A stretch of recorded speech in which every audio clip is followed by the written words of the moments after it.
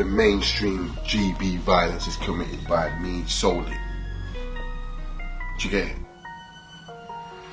We need to make that clear, because you've got a lot of people talking about GB this and GB that. Shut the fuck up.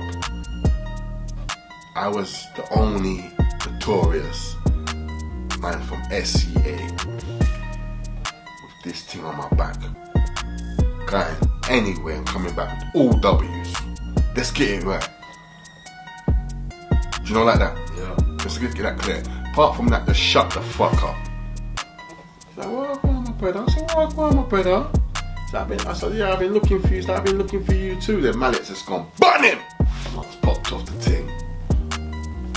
Squeezed to get it.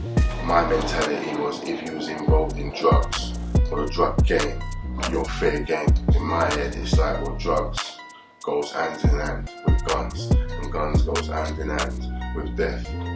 If you get involved in drugs, that's, do you get it? I wrote Every Coin. Full production was 211. It had a week run initially at just the SOHO fair. It made me aware that I could write to a certain level and get paid. And when I fell in love with the arts, I definitely say it was life changing. Team Dutch posting up R.I.P. Fox the other day. Yeah? When that same PR team badding up Fox's kids, disrespecting Fox's kids, yeah? Because he's not here, when they couldn't even breathe when Fox was here.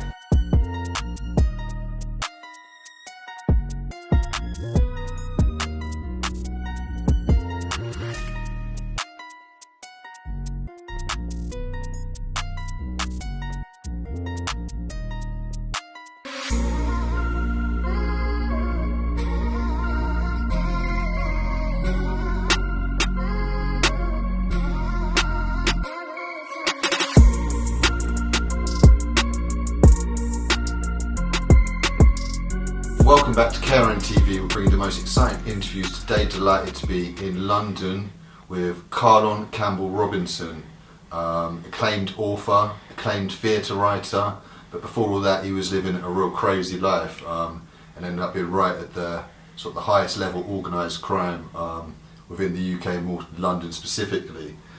This is an absolute insane story, one that I'm really excited for. This exclusive interview. CARLON's not told his story before. So without further ado, let's get into it. So CARLON, thank you very much for sort of giving me the opportunity. No worries, it's much bro. appreciated. And how's things with you at the moment, generally? Can't complain, bro. A little red, a little tired.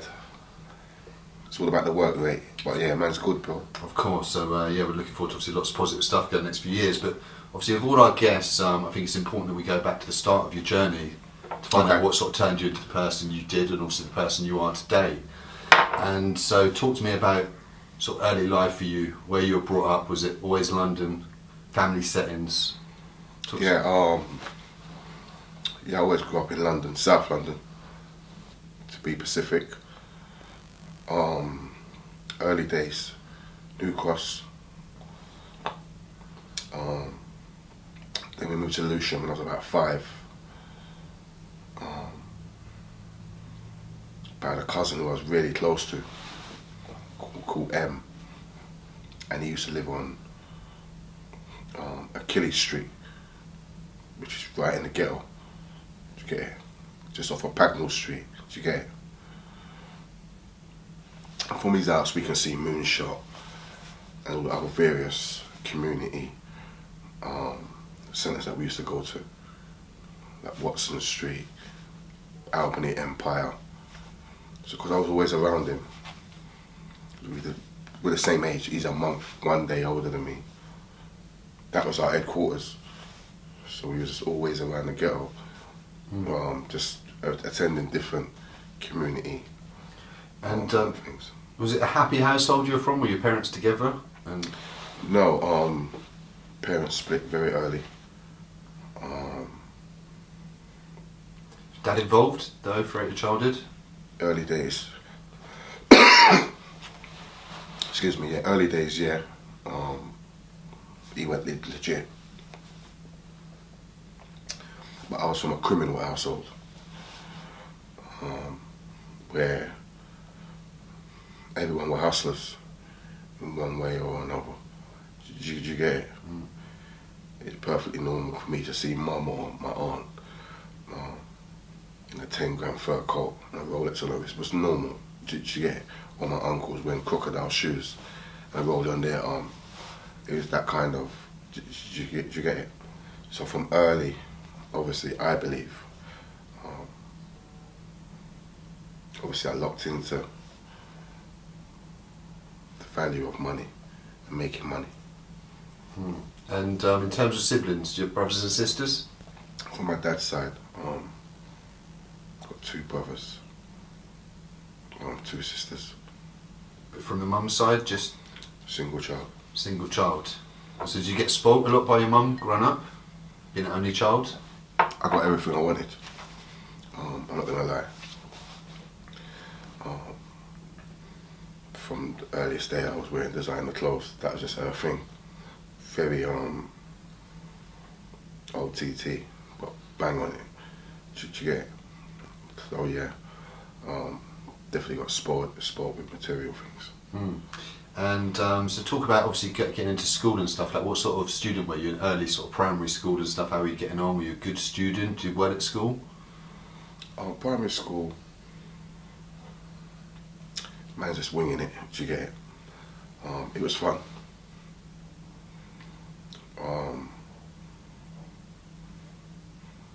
But then I got kicked out, I think, of secondary school.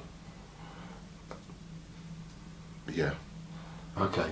And so when did you sort of when did you become naughty? Start becoming naughty or a bit mischievous at the point where you're sort of getting thrown out or getting in Well, trouble? in primary school, while I was in secondary school, then you went to day centres. Yeah. Then I ended up in boarding school in Graffham Grange. Yeah. So you were maybe 11 then. okay. 10. And so in terms of you getting in trouble at school, but were you getting in trouble in the streets and stuff like this? Were you already with your cousin? Or? I think the first time I got in trouble on the streets, I was about 11, I think. I believe that's for robbery. Yeah. And what was the circumstance? What sort of robbery is it? A street robbery or? Yeah, street robbery. Me and a couple guys. And so what was it like? Obviously, can you remember back then getting arrested and what it was like going down the station for the first time and all this sort of process? Did they I get you just bumped down remember there? knowing I'm going to get my ass kicked when I go home. But that wasn't enough to sort of put you off, unfortunately, and you carried on obviously getting in trouble and stuff like this. Yeah, for sure. And so you've been sent to, what did you say the school was, the boarding school, Grafton? Graffham Graffham. Grange. And that was in, where was that? Guildford. And what was that like there then? Was that like a young offenders, or was it actually a proper school? Was it nice and relaxed? Was there lots of naughty kids? Was it good for you to be around other naughty kids? It was a mixture, I think. A lot of naughty kids there, but structured very well. We learned to educate. It's massive. 3 different wards. Woods, tennis courts, swimming pool, everything was there to get. Did you enjoy your time there? Yeah, 100%. Was there lots of London kids there? Yeah, there was a lot. And so did you know the way, did any of them go into the life of crime that you went to school with? A lot of them did. I think the most high profile would be obviously Tyson. Okay. And so what was sort of the age difference with you and Tyson? Were you 2 years. And were you friends with him? Yeah, definitely. Yeah. And was he a crazy kid? Would you say you were a crazy kid at that point? Were you?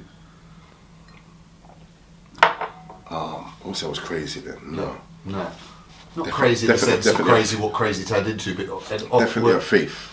Yeah. Involved in breaking into the tuck shop. I apologise.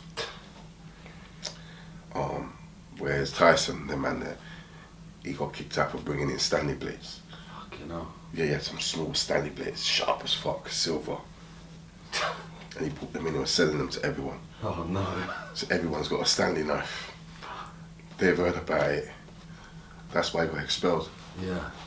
And so what was the sort of setup there? Would you be there for like a couple of weeks at a time and go back for a weekend or something? Or were you there for like a month or two? Or how often were you going home and that? There from Friday. Yeah. Also from Sunday to Friday. Yeah, and then back for a couple of days. And then come back on a Sunday, back on the coach, Yeah. back to Guildford.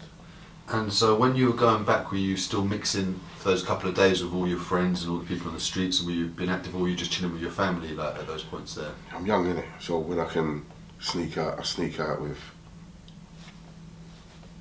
Yeah. And so what age were you at Guildford, this Guildford one till then? Were you there from what age? About a year, I think. Maybe 11 or 12. And then what was the reason for you leaving there at that point? I got kicked out for something. But yeah, I ended up in Jamaica. Okay. My mother told me I was going on holiday. One-way ticket. One-way ticket. And that was, so did you have a lot of family out in Jamaica, or you had family in Jamaica? Yeah. I had aunts, cousins. So when I got out there. So, but this must have been a massive shock to you still, isn't it? Being obviously sent out there as a different feeling in England. Were you going to school and stuff in Jamaica? Yeah. Yeah, and how did you find that? And that, did they try and bully you where you're from England and that? You have to fight, bro. We used to fight with pens. Everyone's got a pen in school, innit? So pens, inside school, outside school, bottles, stones. Normal. And so talk to me about your time then in Jamaica and that. Did you School, enjoy I it? love school. School was great. And in terms of getting into trouble and that, did you get arrested or anything like that, or were you staying out in major trouble while you were out in When Jamaica? I first got to Jamaica, I attempted to steal one item. I got away with it, but I got stripped. I got searched. I was lucky. My cousin went in on one because he was the same age as me. I never done it again. And so your cousin, was he quite well behaved? They could keep you on the straight and narrow for the time while you were out there? He's the same as me. Okay. Now he's doing a double life sentence in America. No parole. Fuck. So, and so you ended up being in Jamaica for 2 years, was it? 1 year. For 1 year. And so at that point there, your mum thought, okay, maybe hopefully he's learned his lesson and he might behave when he come back then. It was that time. And so did you manage to get back into school when you came to this country? Kind of. And so where were you based at this point? Was this in Deptford? No, at 13? Or? Lewisham. Lewisham. And so what, you weren't really going to school too much or nothing like No. this? And so what, were you fully in the streets at this point then? Now I'm in the streets. Okay. Robbing, thieving, designer clothes, that lifestyle, raving. Yeah. At a young age, at 13, 14? I was the youngest in the team. Yeah. And so you, by this point you say team, so you were sort of like with a gang of you that go out robbing? Yeah. And so talk to me about sort of what sort of robberies would you do then? Was it going into shops doing robberies like that, or was it? Anything goes, bro. Do you get it? We used to rob people on the streets, on the buses. So how would a robbery in a bus go then? Would you see a certain individual and do you see? Do you know what? It's mad, isn't it? The first things to ever get cameraed up was the 36 and the 36B. Went from Grove Park to Victoria, but it also stops in Catford, Eltham, Lewisham, New Cross Gate, New Cross. Do you get it? So we would just get on the bus, how many of us, and strike when we're going to strike, pull out knives, whatever. Jiff, people couldn't see. There was a lot going on. And so you do, like, say there'd be sort of multiple robberies on that bus. If there's 10 people on the bus, everyone would be getting robbed, and that. Yeah, you just jump off at your stop. That's what I saw, yeah, a lot of the oldest do still. Yeah. Jeez. And so did you end up getting, like, obviously arrested more times during this point here? I was always getting arrested. Okay. But the camera's been up on the bus and that kind of... You had to change your hustle after that? Yeah. Do you get it? That's just one of many. Okay, so As a 13-year-old. And so obviously you're getting arrested frequently. At a certain point, obviously you've ended up being sent to young offenders. What age was this, and what was this specifically? Was it more of an accumulation of crimes, or what was the specific? I went to Jamaica 86 January. Came back 87 January 1987. Snowing, never forget. And from that, I was just on the streets. Do you get it? Yeah. I've discovered girls, I've discovered money, And I'm part of a gang. Do you get it? Were you smoking at them times there? Did you start smoking weed and all this? Or were you Ash and weed. Were you smoking while you were in Jamaica? So I forgot. Weed. Yeah. Yeah, if you smoke it even raw. It grows out there. Stage where we used to buy it, dollar stick, creme of the creme. Did you get it? Yeah. So yeah, we was definitely smoking all the time while I was there. And in terms of, like, with getting like 13, 14, were you not into drug dealing or selling drugs at that point there, or was it just more the robbery type? It was more the robbery thing then, and fighting with other gangs. Okay, so the postcode stuff had sort of started at that early ages, and that was it? Yeah, Deptford, Catford. There was two teams. Do you get it? I think. You had the oldest from the ghetto man them. And then you had loads of ghetto man them. It was also part of the Catford team. But they're from ghetto, do you get it? On paper, they're backup dancers to the other team. They're supposed to be more serious on paper, do you get it? Yeah. There's people within that team, 87, 88, who had firearms and were shooting people, did you get it? Yeah, so that's how went down, bro. And so what age was it that you ended up going to the young offenders that all ended up coming on top? When I was 13. 13 you went to young offenders? I got 4 months DC. Yeah. East Sutton Park. And DC, what's that? Detention centre. Yeah, detention centre, okay. And so how was that? For a load of robberies. And how was that at that point there? I'm sure it must be crazy for a 13-year-old going in the system. What are the ages of the people that you're in? You must be one of the youngest, isn't it? Bro, I was moving mad. First they put me into open security units, like Orchard Lodge over Annerley Way, Stamford House over West London. I think it was Gold Oak Road, I believe. And then they put me in a secure part of those units. So now you can't get out, you get it? And I'll never forget, I was with Bubbles from the Grove, big up Bubbler. And we're in the exercise yard in Stamford House, playing tennis. And we can hear the calypso from the carnival. And we're like, yo, fuck this, bro. He's bigger than me, innit? So we made a plan. He grabbed him. I took the keys. Opened the door. They was renovating that side. Open the next door. Let's go. And we got away, yeah. So yeah. You broke out? We literally broke out. He gave himself up 2 days later with a big parcel. I got caught maybe a week later or something like that. Yeah, crazy. Yeah, mad.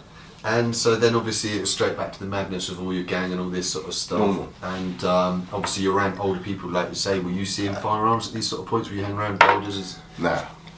Slightly away. A lot of fights, as I said. Yeah. There's a lot of fights between Ghetto and Peckham, or Ghetto and Brixton. It was always going off, do you get it? And at that point there, was it fist fights or were there knives involved? Knives, bottles. Yeah, so people were getting hurt still. Mm. And in terms of on the street, was it just still like more robberies and stuff like this at this point, or what was the gang up to? To my stage, remember, I'm only 13. Yeah. So, there is another guy called Dean Wilson who became my right-hand man later on. While I was doing what I was doing, he was actually an apprentice for the Yardies who were running Lovelinch. They're shotting, they get shifts and they're earning good money on big cargoes.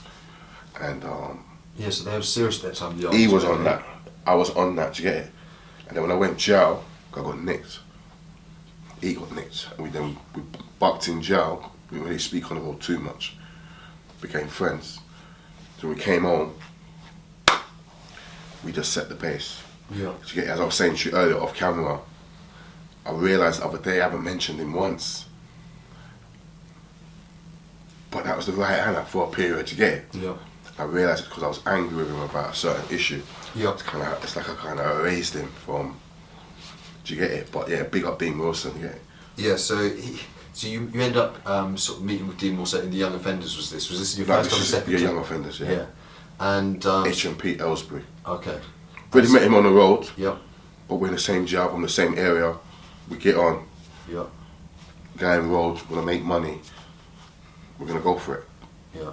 And so real quickly, in the Young Offenders, was there lots of fighting going on in there and stuff like this? Was it real crazy in that? Yeah, HMP Aylesbury. Obviously Feltham to begin with. Aylesbury's a bit more wilder. Yeah. Yeah. And so when you've come out of at one point from the Young Offenders, you mentioned a guy called Bucky Mark in some of your videos, and so he was sort of running this sort of youngers at a certain point. Did you sort of end up sort of partnering up with him when you came out and? Yeah, that's right. That's correct. Getting involved with him, and then obviously was Dean involved at these points here? Was he? Yeah, Dean was obviously close to me in it, so we'd be together on a daily. Okay. But for this period, I might have been partnering with Bucky Mark just as much. Do you get it? Yeah, and so you and Bucky Mark were real close then at that point? Yeah, we're rolling, like, we're getting bread in it. And I'm in the getting bread business, so yeah, we're getting it in for that 3-month period. And this is when you got introduced to some of the youngers, Sparks and Del P and all these sort of through Bucky Mark, and then... Also through Bucky Mark, I already knew of them. Yeah. Prior to coming out. And you sort of had them wrapped around him, so yeah, them wrapped around him. And when I came out, I had it in my mind that I needed to take control of these youngers. Because Bucky Mark's on Peckham. Yeah. And he was using them to make good money. So, whether it's the short game or the long game, yeah, it wasn't going to continue. And so what was the hustle then at that point that you lot were all on, or what was... Bucky Mark, anything he touched, at that point turned to gold. I've never seen nothing like it. He would go into a restaurant or hotel, get the youths to distract whoever, get the safe keys, bust the safe. He's got 50 racks, he's gone. Like, what the fuck? Normal. I remember one time we went to Strood and we're in 2 taxis. It's been a long day. It might be about R4. Shops closed R5, 6. We ain't made no money. Want to go out tonight? Got to buy some clubber. Pissed. And we stopped on one like deserted road. There was like a hardware shop and a pub and a ladder that went from the hardware shop up to the pub upstairs. Do you get it? I'm sitting there, I'm frustrated. 2 of them were out the car. I see one guy out the ladder. Bucky's come back, some big bag of paper, drive. Like, what the fuck? He's gonna bust the safe. He was good like that. That was just a normal daily thing for that guy. Yeah, so he was quite slick with his robberies. And so did you learn from him and sort of kept that going when you sort of separated from him? Because didn't Trevor come out, who you'd end up meeting in the Young Offenders, and then you and Trevor end up getting real close? Bucky went to jail. Yeah, he done his thing. He done his thing. I wasn't on that. Yeah. We went into the computer chip business. That's what we started to make our money from.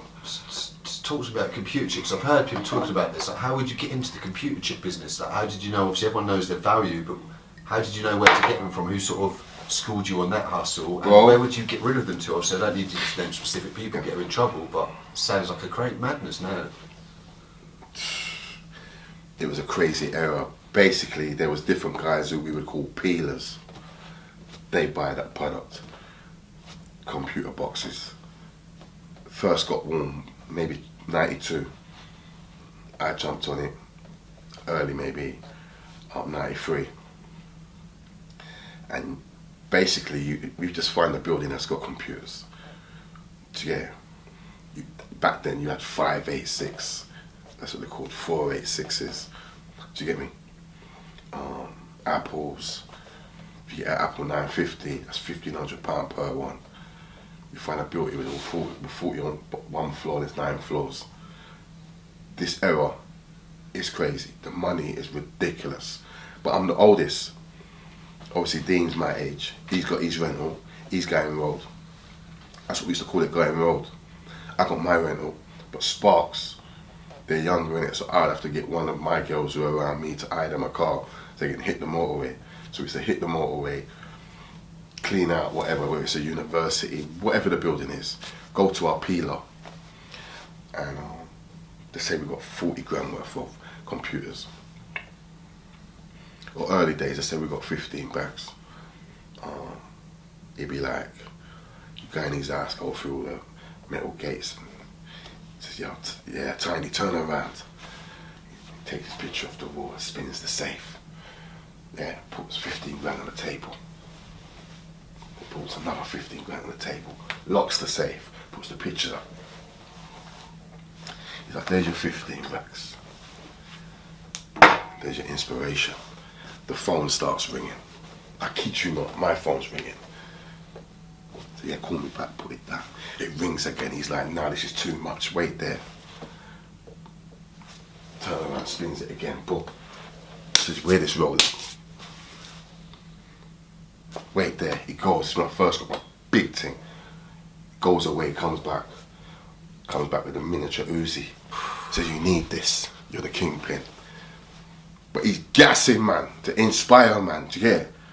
And we're going out there every day and we are getting it in. Us, several other teams around London. Most notorious for me would be the Bermondsey boys. They go get a name check as well. Jody Hall, Mark Roswell, 70-year-old, 911 Porsches, Bermondsey squad. Fuck with us. No one's in it like these guys. Getting rich from these things. Bro, these guys are on the Apple Max early. So they're getting yellow pages and finding companies that use colour. If you use colour, back then you got the Apple Max. Apple Max are £1,500 a box. You find a building that's got like 25 floors and it's all Apple Max. That's why they're pushing 911s. Fucking hell. Did you get it? And that was the lifestyle. We do that, then we go to Harrods and shop and buy. Life's changed at this point. You're seeing serious money for the first time. We're making serious money. And things are getting serious. On top of that, man's giving you a fucking machine and that. And obviously, things are getting even more serious at this point when you've got these access to these sort of things. So, what sort of age was it when the peeler, as you said, it gave you the machine? Remember you said you went around to do some stuff, you ended up giving you a Rolex to the machine. What sort of age was this then? That's like early 20s, bro. Yeah, early 20s. That's like 1993, 4. Yeah. And so at that point then, when you got the machine, were you heavily involved in like the gang beefing against the other sides and stuff like this at this point? Yes and no, not really. There wasn't really. I just do what I like, to be honest with you. Yeah. It wasn't like it was gang affiliated, but I was definitely a hothead. Yeah. And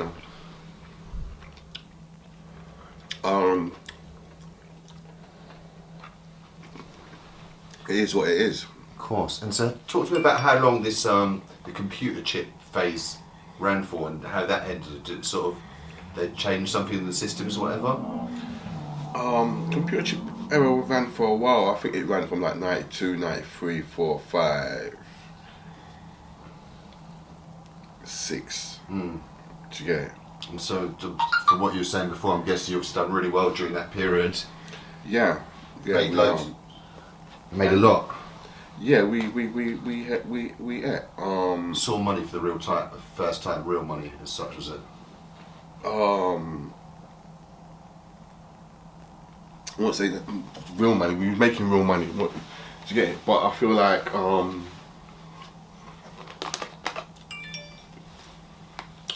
in that period there, that computer chip there was the first time we started earning big money. You managed to stack anything, or were you just spending it easy come, easy go during them times? Bit of both, but it was more spend. Of course. We used to rave a lot, party a lot.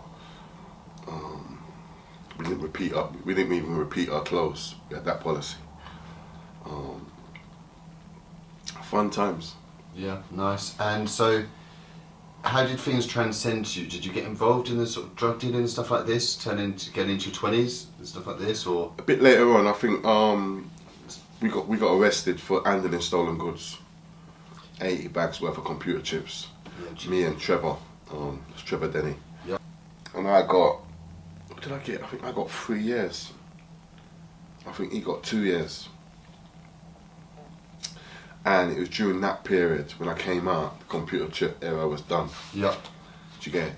And so talk about that sentence. What date was this roughly then? What year this had been?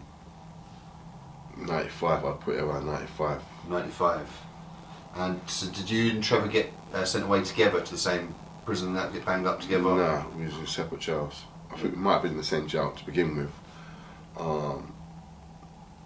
In fact, I don't think we was actually. I think because we got arrested at different times. Yeah. And so, do you remember what jails you went to during that period there? High Point, CCAT. Yes, CCAT rounds. And obviously, these sort of times when you're going into jail now, you're a known gang leader at this time. So was it slightly different? Was there more problems or more beefs with other sort of London gangs and stuff like this when you were going into jail?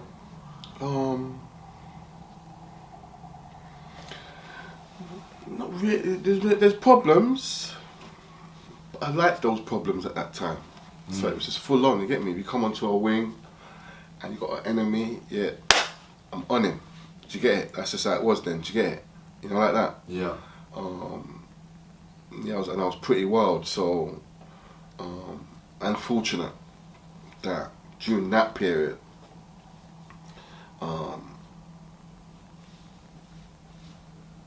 yeah, I didn't take any losses. So you're running things within the jail system at them times? I wouldn't say running things within the jail system, but we're doing our thing. You know how it is. And them CCATs, you touch there. You got a girl on the road. You got a couple of girls on the road. They bring the parcels in. So you got all the parcels. You're controlling it. Everything on the wing goes through you. You're making money. You can send your girl to Gucci. She's happy. She's happy on the road. Everyone's happy. Yeah. So I didn't really deep it too much, but that was just normal procedure. Of course. And so you ended up doing a couple of years then of that free, was it, unscathed? Months, I think 18 months. 18 months. And got out, like I said, the computer chip thing was done then, and so it was a new hustle. What were you lot on at that time then when you got out? It was the drug hustle. That's what was going on at that point. Yeah, drugs. Whether robbing them or selling them, building up hotlines, whatever. That's what was going on. And what was it? Was it weed or was it the harder stuff? Both. Both, yeah. Just anything and everything you just shot in, isn't it? Yeah. And so you've spoken about the problems with the Brixton lot and the Kentford lot and stuff like this, but at a certain point the problems developed with the Tottenham lot. How did that transcend, and what sort of time? Was it at this era or was it? That was at a later era, man. That was like a bit further down. That was more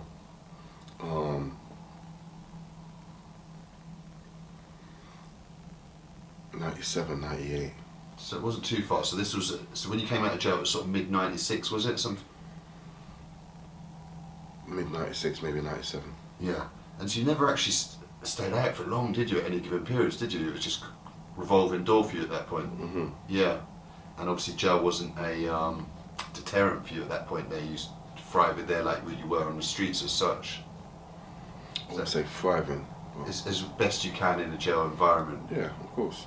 Yeah. Would you ever, I know you said you were obviously hustling and making money and there, sending money as you go. Would you be in a position where you'd be coming out of jail with money? Did you ever? Yeah. Yeah, normal. Yeah. And at certain points, is it easier to make money in jail than out of jail, would you say? I don't know about that. Yeah. You obviously got to be a certain sort of character to be able to hold it down in jail. There's jail sort of hustle, isn't it, as such? So everybody's got to hustle.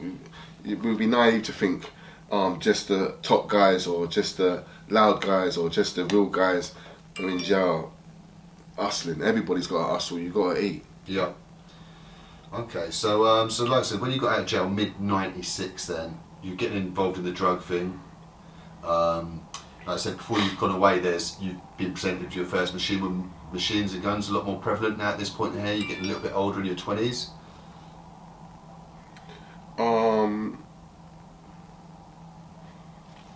Yeah. Yeah. Yeah. And so, were you still having beefs with the Brixton lot and was it the Catford lot at these times there as well? Nah, I wasn't really having no beef with the Brixton lot. I had an issue with one person. Okay. That beef was ongoing, obviously. And so you managed to sort of keep your head down for a certain given period and just on your hustling thing with the gang, was it? And so, how strong were the GB Ghetto Boys at that time there then? Were they quite a strong gang as such? Was it quite big in terms of numbers? Yeah, they were strong enough. I was the flagship. Yeah. Yeah. So yeah, we was definitely strong. Was Dean still your right hand at them times there? Yeah, definitely. Dean, Sparks, Trevor, yeah, they was all about. There was others about as well, but they were the inner circle. Yeah, because obviously it was during these sort of times, I think, that sort of the turn of the century or just before that GB and Ghetto and Deptford got a real big name for itself, didn't it? Within London, it's quite a feared gang, isn't it? And it's only carried on up until this point. So was there certain gunplay going on with certain gang members and stuff like this? To be honest with you, every day was gunplay. Really? But I was the only one in the team who had a gun. Okay. I was the only one in the team who was busting a gun. So when you talk about 1992, 1993, 1994, 1995, 1996, the household names from my team, Sparks, Trevor, they hadn't even bust a gun yet. So all the gunplay that's going on the streets is me. Do you get it? So, yeah, the GB brand is obviously, it's growing, isn't it? Because I'm going to other areas like Brixton, my issue with Penny. Yep. And that was like a W. Do you get it? Do you know, like that? I'm going to different areas and I'm coming back with W. So obviously the brand is. So can we talk about your issue with Half a Penny then, and how that happened, how that came around? What was the issue, and how did it get resolved? And he was a leader of Brixton, the 28s, wasn't it, at this point? He was a 28 boss, yeah. A lot of people. Another very feared gang. Sorry to interrupt for a second at that time. It's got a heavy name, isn't it? It did create a big name. Yeah, 100%. With Penny, it was just it was a situation where we went on a move. It was an inside job, not a major, maybe 8-9 bags, something like that. And he fucked it up, and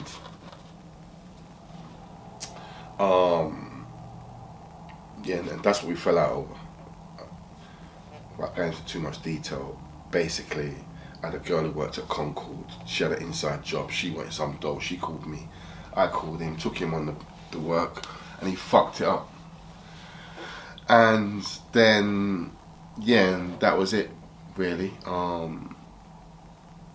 There was one knife in the car, I remember, that particular day. Me and Penny was in the car. And when he would have the knife, he was the baddest man in the car. Do you get it? I'm driving in it, and he'd be like, yo, pussy, I'll stab you in your face, you know. You get me? All that. In jest, but the man with the knife. Everyone felt it.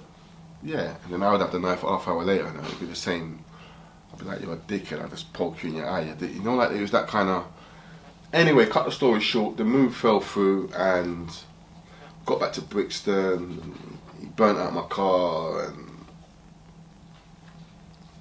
yeah, this went mayhem. Something had to be done at that point there, and so obviously I don't want you to incriminate yourself, but how did it get resolved? Obviously you've gone to Brixton to find him, or? Without going too deep into it all, like, that same day, you had to lay it down, you get it? And it was that day, I would say, when my old game changed. That was the day where I was like, fuck, I'm not taking no check from no man on planet Earth. I will blow off your head. Yeah, this guy's violated, I'm gonna violate you. You get me? and we can war every single day. Do you get it? But from this day to day, no man ain't taking no more liberties. You get it? Cause you burn out the car. Do you get it? That's how that played out. Yeah, and at that point there, like you say, you've taken it to new levels and you're not backing down. And well, it got kind of messy, obviously. Because there was a lot of moving parts in it, and obviously Penny's girl got kidnapped, and she got stripped. I mean, she got stripped. Yeah, it was a mad time to get it. Yeah, it was definitely a mad time.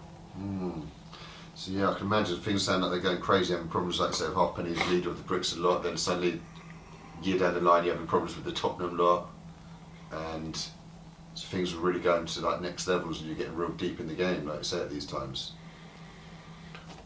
Do you know what? I'm not really watching Penny, to be honest. Do you get it?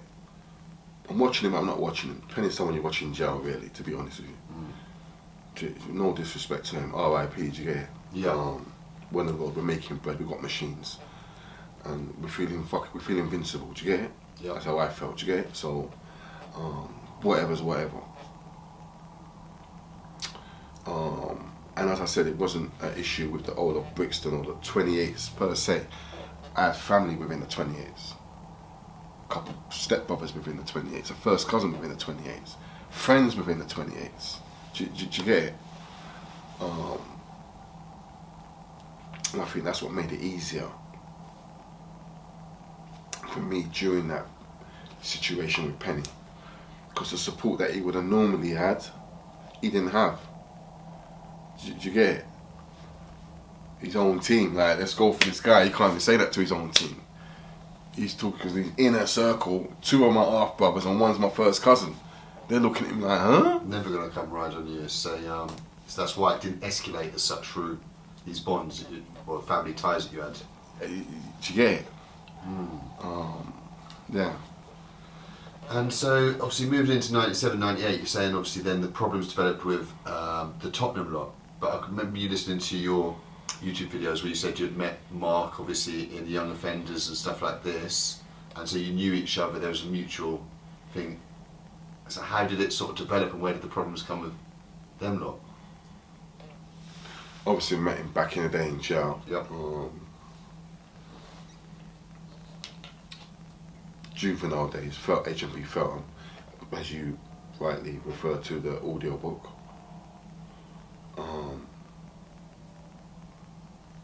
Then yeah, it just went all wild around 97 when all the wars started kicking off. The East Coast, West Coast beef. That's when it went a bit AWOL. And without talking about the specifics of the certain situation, what was it that sparked all this sort of stuff off? That what got you involved with going against North, and how did your side and how did you get dragged into it?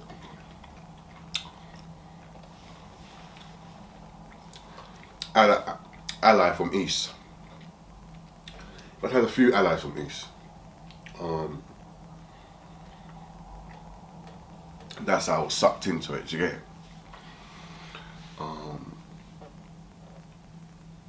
Yeah, so So there's no sort of said violation against you or your life, just for you and sort of inherited your friends' beefs, your friends from East. Yeah, no set violation on myself. Yeah.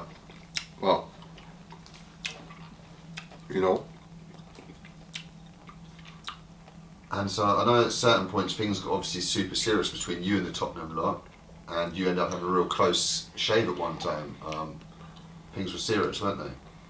Can you talk about the occasion when you had a sort of close shave and you nearly got caught? It's about Stonebridge Complex, right? Yeah, I've gone to Stonebridge Complex. I shouldn't even have been over there. And I've gone to see a girl.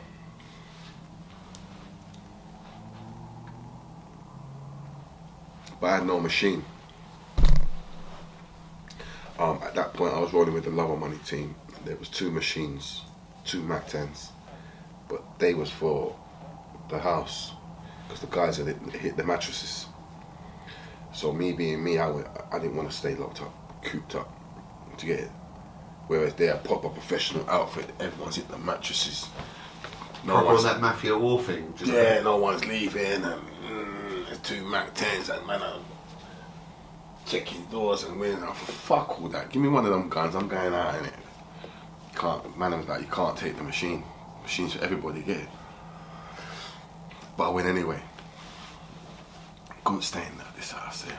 Went anyway, and got over east. I got over to west, and it was a bizarre one because I got there, got in the house, the girl's house, and she lived on the actual Stonebridge complex, and I just knew straight away the vibe won. There was another girl there. Found out very quickly who that girl was. She was related to someone I didn't fuck with. Yeah, it's just all a set up. Do you get it? And straight away I've called the girl who I've gone to see. I pulled her in the bedroom and said, yo, why is she here? And I said, listen, I'm going in it. It's all long. Don't feel right. Come out, and I've caught the girl like mid-flow with the phone. She's looking at me, eyes locked like this. Both our eyes had locked. Like that. And she was asking me for weed. Telling me to go upstairs to get weed from the weed house. I think it was a setup, there's people up there, do you get me? But I genuinely had weed in the car, so I was like, nah. I get the weed from the car. Anyway, she's called a cab. Me and her left together, gone downstairs. And as I've come out the door, her cab's to the right. She's gone to her cab, I've gone to the left, to my car to get the weed for her. But I've gone through the passenger door. And I've dropped my keys down by, you know where the handbrake goes? Yeah. You know, once it goes down there, it's hard to get it. I was nervous, you get it? Something just didn't feel right, you get it? And then, BAM! Mark, Malik, and some next one called D. They bust through the door. Look to the right, so they ain't seen me. At that point, I'm like, fuck, if you had a machine, they'd be dead. They've come out, they've looked that way. I could have popped it off. That's what's gone through my head at that point. But I ain't got no machine, have I? So then they've looked my way. And then they're like, she's like, well, go on, my brother. I said, well, go on, my brother. I said, yeah, I've been looking for you. She's like, I've been looking for you too. Then Malik's just gone, burn him! It's popped off the thing. Squeezed to get it. But he had it on full auto. Do you get it? So when he's pressed the trigger, every bullet's come out. Do you get it? Rather than, if he had on semi-auto, yeah, I doubt if I'd be here right now. Do you get it? But yeah, he fluffed his lines still. So you're fucking lucky there. And so you mentioned that at this point, you're now rolling with the Love of Money crew. Why? Like, you had your own gang. What made you go across to them, and how did this all happen? Natural progression. Do you get it? I had my own team in terms of, yeah, we're GB, we've got Sparks, we've got Trevor and whatnot, But I'm climbing the ladder as well. I'm a one-man gang. No disrespect. I'm doing my own thing. Do you get it? Sparks and Trevor, they're young, they're coming up. Do you get it? But the mainstream GB violence is committed by me solely. Do you get it? We need to make that clear, because you've got a lot of people talking about GB this and GB that. Shut the fuck up. I was the only notorious man from SCA with this thing on my back, going anywhere and coming back with all W's. Let's get it right. Do you know, like that? Yeah. Let's get that clear. Apart from that, just shut the fuck up. Do you get it? That's just the fact of it. Do you get it? Yeah, I gotta kind of get that in there, because, man, everyone's talking about GB now, and whoa, shut up, man. I am GB. So all these little guys before, these guys now that basically they're living off our reputation. Do you get it? Yeah. That's what it is. And so there weren't sort of a such, like obviously these lot were your youngsters. There weren't a fallout or anything like this. It was a kind of. Did you keep them cool? You're still cool with all the GB lot. They were still your youngsters, even though you're working now with the Love and Money crew. It got a bit messy, to be honest. Trevor done something that I can't remember what it was. Trevor done something, and I come to the conclusion he had to go. I remember Sparks coming to visit me in the hideout. Shit like this, me and you. Yeah. I'm like, he's got to go, bro. And he's looking at me like I'm mad. He's like, that's like him saying, you got to go. You can't tell me that, and you can't tell me that. That's madness. I'm trying to explain to this guy can't be trusted. He won't listen. And that was when I made the decision to just do my own thing.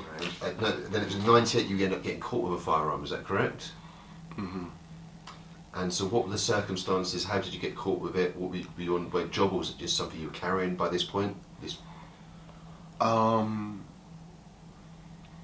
think I got nicked with Sean Rapp.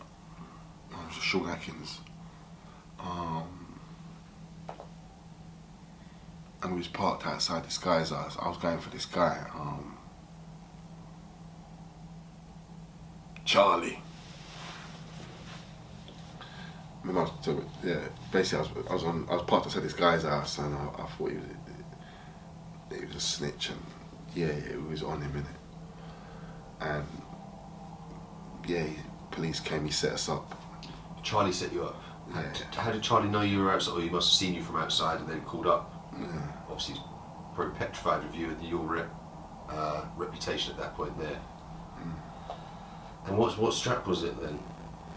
It's not major, 9mm. 9mm. Star, something like that. And so you've ended up being remanded straight away. Mm-hmm. And where did you get remanded to? I can't remember, boy. It's been Wandsworth or Belmarsh, but we got remanded. You ended up catching a 4 for it, wasn't it? I got a 6. You got a 6 for it? Initially. He got 5, he pleaded guilty. I pleaded not guilty because my prints weren't on the bags with the guns. His prints was on the bags. Who was driving the car? He's driving. Oh, so... It was a weird one, bro. By rights, my print should have been on it. Do you get it? But it wasn't. All his prints are on it. So he's had to go guilty. I've been found guilty anyway, got a 6. Appealed, got it up to a 4. Yeah, so that was harsh for you to have obviously got the 6 straight away, like you said, and that got proved true, but it was harsh for you to have even been found guilty of it, full stop, where the driver was pleading guilty to the thing, for them to make sure obviously you... It's a fucked up one, really, because he should have come in the box. That's what he should have done. He should have got in the box and said, it's my gun, that's why I've gone guilty. Yeah? And it's nothing to do with him. That's what he should have done. He didn't do that. Okay, so he pled guilty before, but could you not call him as a witness during your... That's what I could have done, and that's what should have happened, and that's what I wanted to do, but he didn't do it. Oh, what, you weren't willing to do that? Nah. Why not, if he's pled guilty to it already at that point? He didn't. He's not the sharpest tool in the book. He should have understood, if you pleaded guilty, you can ride me out. Yeah, it's not going to hurt him anymore. Like...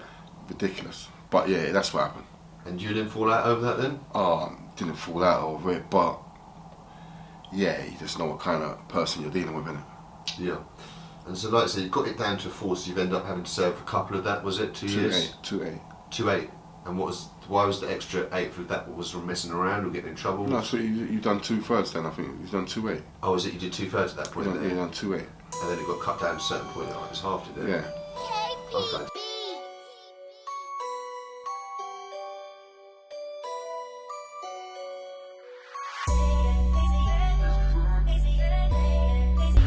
So you've ended up coming out of jail after 2 years and 8 months.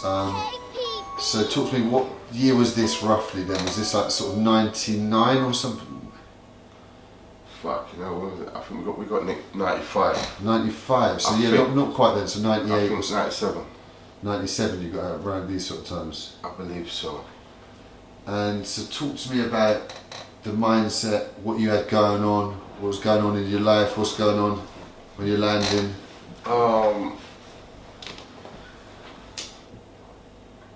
9/7, that was a very hectic year in terms of beef on the streets, and roads were dangerous. There weren't so much cameras around then, you know, so it was a different kind of level of violence, I believe. But yeah, so it was just that get them before they get me mentality. Stay low, stack bread, keep it pushing. And so, you know, when you came out at these times there, were you still in Deptford messing with GB lot per se, or was it with the Love of Money Hackney lot I've released these times? Fuck, you know, I think I was still kind of fucking the GB lot at the start of the year. And yeah, at the start of the year, by the end of the year, I think I was fucking with the LOM lot. And so, how did the LOM link up come for you to end up being involved with them? Was it through mutual enemies? Were they beefing north as well at them times? No, I just knew some East Coast guys, younger lot that knew them, and through business, yeah, we became friends. Yeah. And so, when was it that you and Fox ended up coming close? Was it through these times here? Do you know what? With Fox, obviously I knew about Fox from way back. Do you get it? He's a high profile guy out of Hackney, you know, like that. So, and he was known as a rubber man back in the day and a knife man. So, he had a reputation. So I already knew about him. But when I linked up with the LOM lot, the boss for that outfit, which was Escobar, Colin Brown, RIP, he was just like, from the start, I can't wait for you to meet Fox. I can't wait for you to link Fox. You two are just the same. Do you get it? That was just his vibe from earlier. That's all he kept saying, because Fox was in jail. Do you get it? Then, and then I think I met him in jail briefly. I think I went to Brixton or one of them jails. Very briefly, I met him. And I remember we went to the gym and there was a little incident where we had to kind of violate one you. Then I went home, then Fox come home, and Fox come home now. Yeah, we just went back to back. And did the Love and Money crew have a problem with North at them times?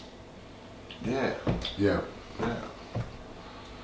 That was the war. The war. Fox has become Love and Money by default, so to speak, because his friend Kenny became Love and Money and was killed. Did you get it? Yeah. So when Fox come on, obviously, he became a part of that syndicate, which was a natural step up from obviously where he was at before he went to jail, if that makes sense. Yeah. And obviously at them times there, like you just touched on previously, there was obviously weren't the cameras and all that sort of stuff like today, so there was obviously, I guess, a lot more gunplay and stuff like this, and it was really active between you lot guys. Yeah, the streets was very active in those days. Because yeah, man will give it to you anywhere. Do you know, like that? It was just that kind of, yeah, anywhere. Yeah, 100%. And so the North Tottenham lot, they were real dangerous, obviously, opposition at them times. Obviously. Yeah, for sure. For sure. No one can't take that away from them. It was very dangerous. And so how are you earning, obviously the computer chip era is, I'm guessing, fully done at this point here, so how are you earning your money at these times? How are you getting bread? Had you got into the drug game at these times at all? You're not selling drugs for or was it robberies? I'm not going to it too deep, but it's well documented within certain documents that I was involved in drugs, criminal activity. Yeah. And obviously at certain points you've ended up coming down to Brighton ways. When did you start coming down to Brighton? It said that from documents I read that you was just trying to set up a drug empire or trying to take over Brighton. When did you first come down to Brighton? What year was that? Yeah, don't believe everything you read, bro. So what's the truth of that situation then? I wasn't trying to set up no empire, but yeah, I lived down there.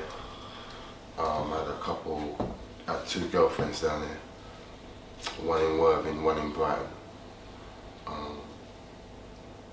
But obviously I did get involved in the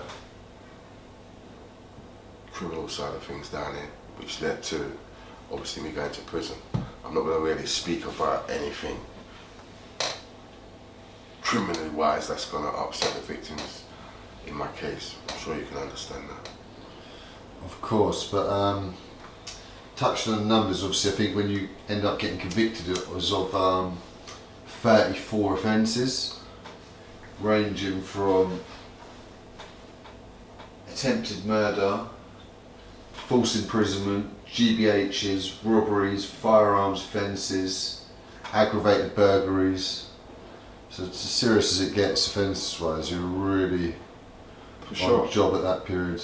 So what you were,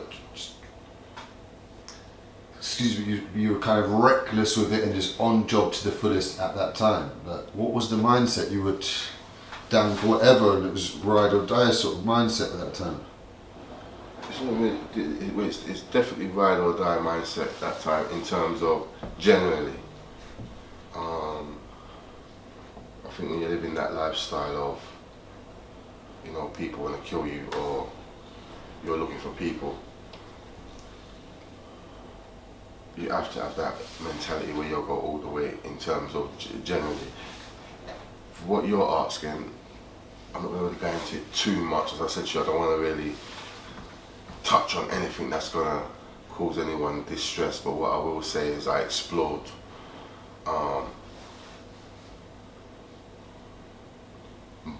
the pattern of my offending while I was in jail. Do you get it? Yeah. Via several different courses, the main one being SCP.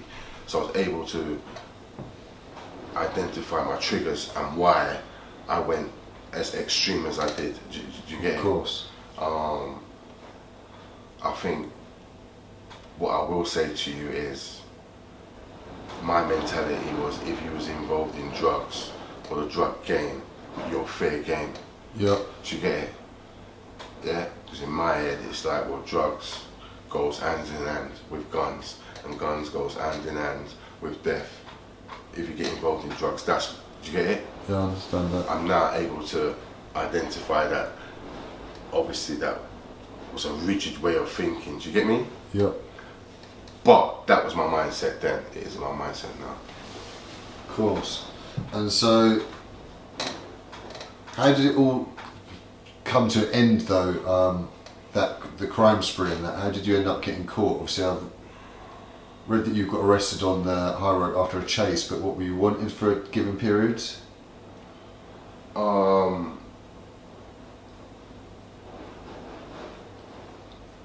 I feel, what happened again? I think I was arrested originally in Brighton, but I was released. And then my birthday, 2001, so that would have been October the 22nd. And I was returning to my bike the following morning. That's when the police showed up, armed police, chase. I was arrested with a firearm. Yeah. Yeah, that was the Were you rolling with a firearm 24/7 at them times? So? yeah, 24/7. Yeah. So it's a crazy mindset, but obviously safer than getting caught without one in the sort of times you lived in then. Bro, at that point, I'd rather get caught and go to jail for 4 or 5 years than be caught slipping by a op and I'm not armed. Yeah, I was armed every day, 24/7. Yeah, and who, obviously from the Tottenham lot, was Mark the leader at them times there when you were real beefing against him? Yeah. Yeah. Okay. And so obviously when you end up getting caught, you've ended up getting remanded. Where did you get remanded to? Originally it was Belmarsh. Belmarsh. And what charges originally? Because I'm sure it weren't the 34 charges, and then they end up stacking up against you while you're on remand, is it then? I don't think they had charged me for the attempted murders yet. At that point, it might have been a few months later, maybe in January. And how does that come about then? Do you get a letter under your door one day while you're in the cell saying that you're getting charged with the next thing with your lawyer? Obviously, they got informed the legal team that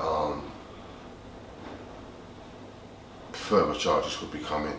They may want to question me further, or they want to question me further. So it wasn't a secret that further questioning and further charges could follow. Do you get it? So I think it's around January I got moved to HMP Highdown. And how was that at these times then, when you've obviously got beef on the street so bad going on? Did you end up coming in contact with any of your enemies during these times? Yeah, a few times a couple times in Belmarsh. I think I spoke about them. Highdown now. And the ones in Belmarsh, any sort of serious consequences for you behind them? You end up getting hurt, or? Nah, I think the one in Highdown, I think I spoke about that recently. Not Highdown, Belmarsh, which was one of Lambie's soldiers. Yeah. Diney. Some guy with one hand. There was a little altercation where he ran onto my wing with a power and what did they have? Some form of weapon. But I knew they were coming. I had a table leg, so I chased them off. But I got nicked for the table leg, they got nicked for coming onto the landing. Fast forward the following morning, gone to the SEG on adjudication. They put me in the same cell as him and a few other people, random. Yeah. You know how it goes from there. Of course. Discipline. Yeah. And so how long was it you were on remand before your trial was then? And how long was your trial set for?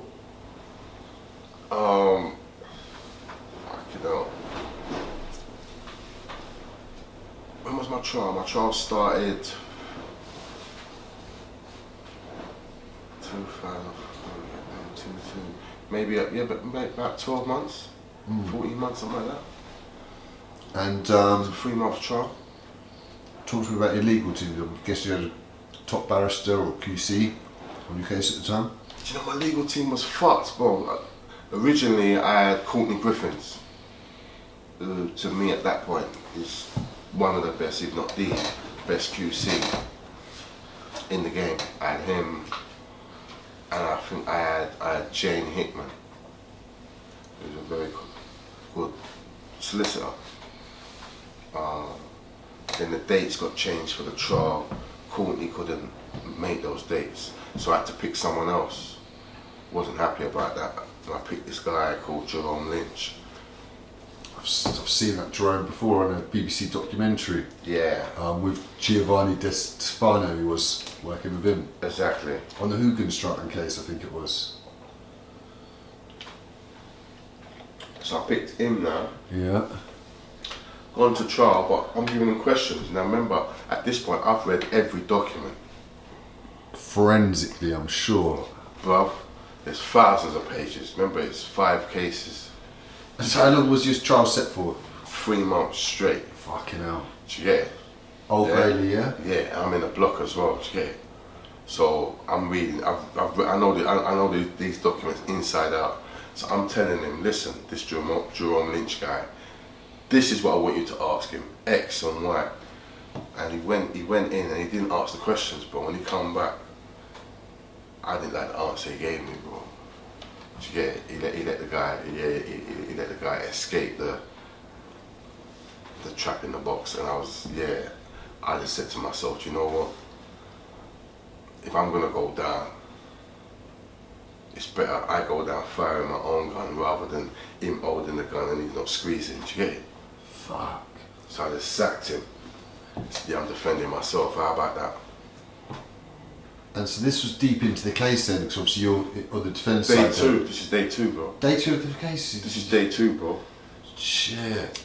And so talk to me about how that would happen then. Did they like pause the case for a couple of days in order for you to like get all paperwork and stuff like this, and what was going on? Did they take you out? They paused. I think they paused it for a day. Might be a day or 2 days. They had to pause it. They had to get me all the documents. Did they try and say to you needed another legal team then, or something like this, and you said there was a problem, and the problem was that the new legal team would have wanted to delay the trial? They weren't wanting to do that. They weren't going to delay thing. Where the problem lied legally was that I had to get legal advice on points of law. Do you get it? So what the judge done, he said to my solicitor, "You're going to have to give him legal advice." Oh, so you kept your solicitor on? The solicitor's on, yeah? You're going to have to give him legal advice on points of law as and when they arise, yeah? And he's kept the case moving. But she was never in court. That was the problem. And the clerk that was there was advised not to give me no form of legal advice because they wasn't qualified, only to take notes. So I've got an accurate account of what's being said in court on a daily basis, you get it? So that's what happened. So then by the end of the case... Crazy there, but pause that for 2 seconds. You know, like, were you in the dock, or were you allowed to come down, like, to have a big desk and stuff like this, or were you... No, I was in the dock. You're still in the dock though, behind the glass. I kid you not, like ridiculous archboards everywhere. Plus, remember, I'm on 6 and an SO. That's 6 screws and an SO. I'm in a sec, so you got 6 screws in this little box all sitting down. Plus the SO. Then you got my Cody Nolan. Yeah, who's on animal mode. He's got like 6 with him. So can you picture this box? And you got me there with this archboard trying to defend myself. What was the jury looking like? The jury's the jury, man. And did you get a good feeling from them during it on those? So talk to me about how the case went representing yourself then. Like, there must have been absolute murder, like, it must have been a nightmare. Yeah, it was. How did you feel like it was going? Talk to me about how you did it and how it worked. Do you know what? I'll be real with you, yeah? It's crazy. I feel like I gave a good account, you know, because I knew the documents inside out. Do you get it? And at one point, I had a good feel for the jury. Do you get it? Yeah. I think what happened, there was a point in the case where they found DNA on a cigarette butt, yeah, at the crime scene in Brixton, yeah. And he said 1 billion to 1, it belongs to my uncle, Martin Campbell, yeah? That's what the statement said, yeah? By the time we got to trial, there was another statement. And it said, they went to Mr. Campbell's house and told him, we've got your DNA on a cigarette butt at a crime scene, 1 billion to 1, how did it get there? And Mr. Campbell said, this ain't mine, because I've never given you my fucking DNA. And shut the door. Yeah, so there goes, after further tests, we can now clarify we made a mistake. It belongs to Mr. Campbell's nephew and Mr. Robinson's cousin, Mr. Dean Martin, 1 billion to 1. Yeah? So at trial, that's the document. So I've got this officer in the box. And I'm saying, do you know what perjury is? And he's like, yeah. Tell the jury. Explain to the jury what perjury is. He explains what perjury is. Yeah? So I'm saying it's forensic, a vital part of this case. It's critical. Yeah? So yeah. Get the statements, everyone gets the statements. I said, first you said it was Mr. Campbell's. Is that right? He's gone, yeah, we made a mistake. We further test showed that it belonged to your cousins, Mr. Dean Martins. And that's 1 billion to 1, yeah? He's gone, yeah, that's 1 billion to 1. And it can't be wrong. He goes, it can't be wrong. So then we gave out one of my exhibits, which was a letter, a statement from the governor of Dartmoor where Dean Martin had been for the last 4 years. So it definitely ain't his. So the jury's got a copy of that statement. So I'm saying, listen, Mr. Dean Martin's been in custody for the last 4 years. Therefore, he could not have been at the crime scene. Therefore, those statistics you're reading to us can't be correct. explain to the jury how that's possible. He's looking at me.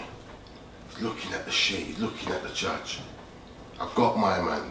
He can't move, bro. Yeah? Because forensics is important. You follow me? And the judge just jumped in and said, we're going to break.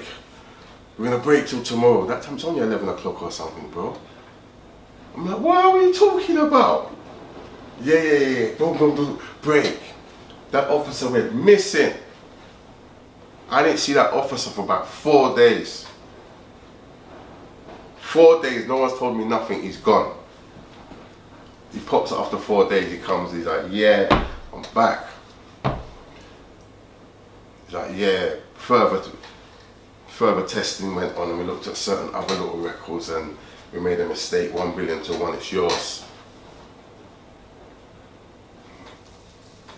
I'm saying, yeah? He's like, yeah, it's yours. That's how they slipped the net. Yeah. Critical part of the case. See, there must be a lot to the case though where it's going on for 3 months now. It's you had loads of issues like that I'm battling. Yeah. But what I was doing as well, I think this is why me and the judge fell out, was there was a lot of unused evidence, like unused statements that were very damaging to the prosecution that a normal barrister couldn't introduce because it's unused. Yeah. Whereas I was just introducing it. Do you get it? It might be just, for example, witness A got nicked for 55 knives, whatever. Do you get it? But they don't want the jury to know about it. Yeah. So I just call the clerk and say, look, could you give the jury a copy of this, and the judge and the clerk. By the time I just start reading it out. The judge's like, take him down, take him down, take. I'm like, well, take me where? You got to wait till I come back because you can't do this. Madness. Take me down. It's mad, upsetting the judge at the same time. Obviously, it's not a good. Well, it wasn't, but at the same time, the way I felt then, I felt like from the barrister situation, I wasn't getting a fair crack of the whip. Yeah. And I kind of like deep down knew that I was going to go down anyway. Do you get it? So it's like, yeah, fuck, my mentality then was like, fuck the system, if I'm honest. Yeah. Yeah. And so obviously it's ended up going the wrong way. And talk to me about the day of the verdict then, when the jury gone out. How long were they out for? I can't even remember, to be honest. But it would have been a minute. And obviously they come back with the wrong verdict. And then, how long after was the sentencing from the verdict? Was it like a few weeks down the line, or was it literally the next day? Don't quote me, but yeah, I think it might have been a few weeks. And didn't you refuse to come up to the sentencing? Did you just stay in? Yeah, I can't even remember, you know, but so I'm told. Which we've been about, right? Because I knew what kind of sentence I was getting. So, with my mentality back then, I think, yeah, I would have been like, I'm not going. Yeah, and you've ended up, unfortunately, in the papers it says you got a double life sentence, but it wasn't. That's confusing at the same time. But what did you actually get? What was the sentence? Do you want to break it down? I got 2 life sentences. Yeah, which means what was that? One for each shooting, and then on top of that, for firearms, the kidnappings and all of those charges, I got something like 104 years. However, my tariff, which means as a lifer, if you get sentenced to life, you've got to be given a tariff. That means the time that you're served. Mine was only, I think, 11 years, 9 months. Yes. And I say only in terms of someone who gets nicked for, just say, a gang murder with a gun. Their starting is 35 years. Yeah. You get. And so was that pretty much the ballpark of what you were expecting? Would you say then? If I got found guilty. Yeah. Yeah, the judge made that clear from early days that if I run the race, he's going to hit me with that L plate. We knew that early. Yeah, so you've ended up getting 11. 11, and what did you say, 11 and 6, is that a minimum? 11 years, 9 months. 11 years, 9 months minimum. And so at that point there, you're obviously at high down at these points. No? I'm in Belmarsh. I'm in Belmarsh in the block when I get sentenced. Yeah. The day after I get sentenced, I get moved on to the unit. Okay, is that what the Cat A unit, is that? The unit, there's a prison within a prison in Belmarsh. Yeah, that's the Cat A unit, yeah? This Cat A is an iris on there. Yeah. You've got the Cat A unit, which is Asport 4, yeah, or used to be, I'm not sure now. And then you've got the special unit. The double Cat A's, is this? Yes. That's the bit, yeah. Yeah, fuck. Yeah. So that's where you've been sent. Do Cody get sent there as well? No, my Cody, because they won't let us locate, yeah? And we've been moving kind of mad. During the trial, we was just beating them. Do you get me? Just move to them. Like, we're in a block in it, moving crazy. But my Cody, he said he ain't coming out the block or cutting his ear until he gets justice. What the fuck? And so how long did he wait to try to find that justice? He stayed in the block, bro, fighting them. Yeah, just on a mad one. So he ended up on the CSC unit with Charles Bronson. Mad. And so talk to me about the obviously the double Cat A unit though on Belmarsh. That's crazy. That's obviously notorious, infamous, one of the worst places in the system. It's as bad as it gets, isn't it? I would agree with that, bro. I think. Or is this high?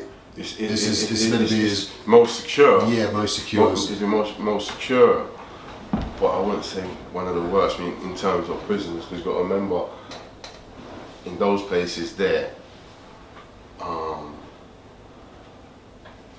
in the criminal world, it's the crime of the crime, innit? Whether it's the terrorists who tried to blow up the bust in Wimbledon, or the fraudists who defrauded 10 billion, or gang leader from North London who's worked. Do you get it?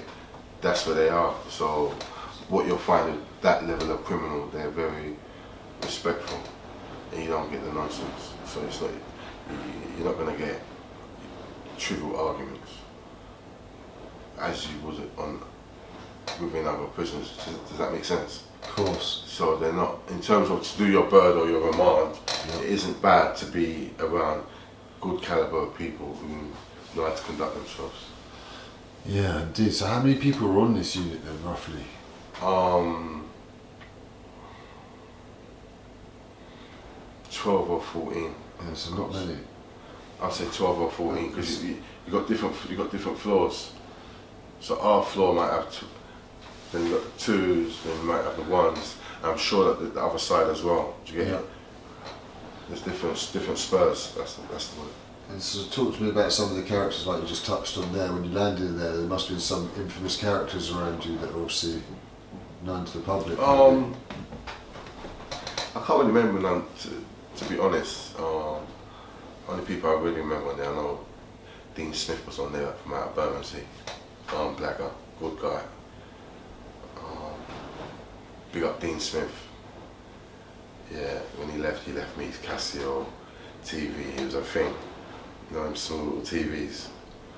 Yeah, obviously Gary Tyson, he came next door to me when he came onto the unit. Who else was on there? I can't remember anyone else. Gary's obviously got a massive reputation and infamous in the streets, you know. Talk to me about your relationship with I get on with Gary, but do you know what it is? I didn't see enough of Gary. Obviously, I went to school with him, boarding school. At that point, you see a lot in it. And he was a couple of years older than me as well. Do you get it? But after leaving school, I didn't see much of Gary. If anything, do you get it? Of course. But obviously, as the years go by, I started to hear about him and whatnot. And it was funny, I still didn't see him until 2001.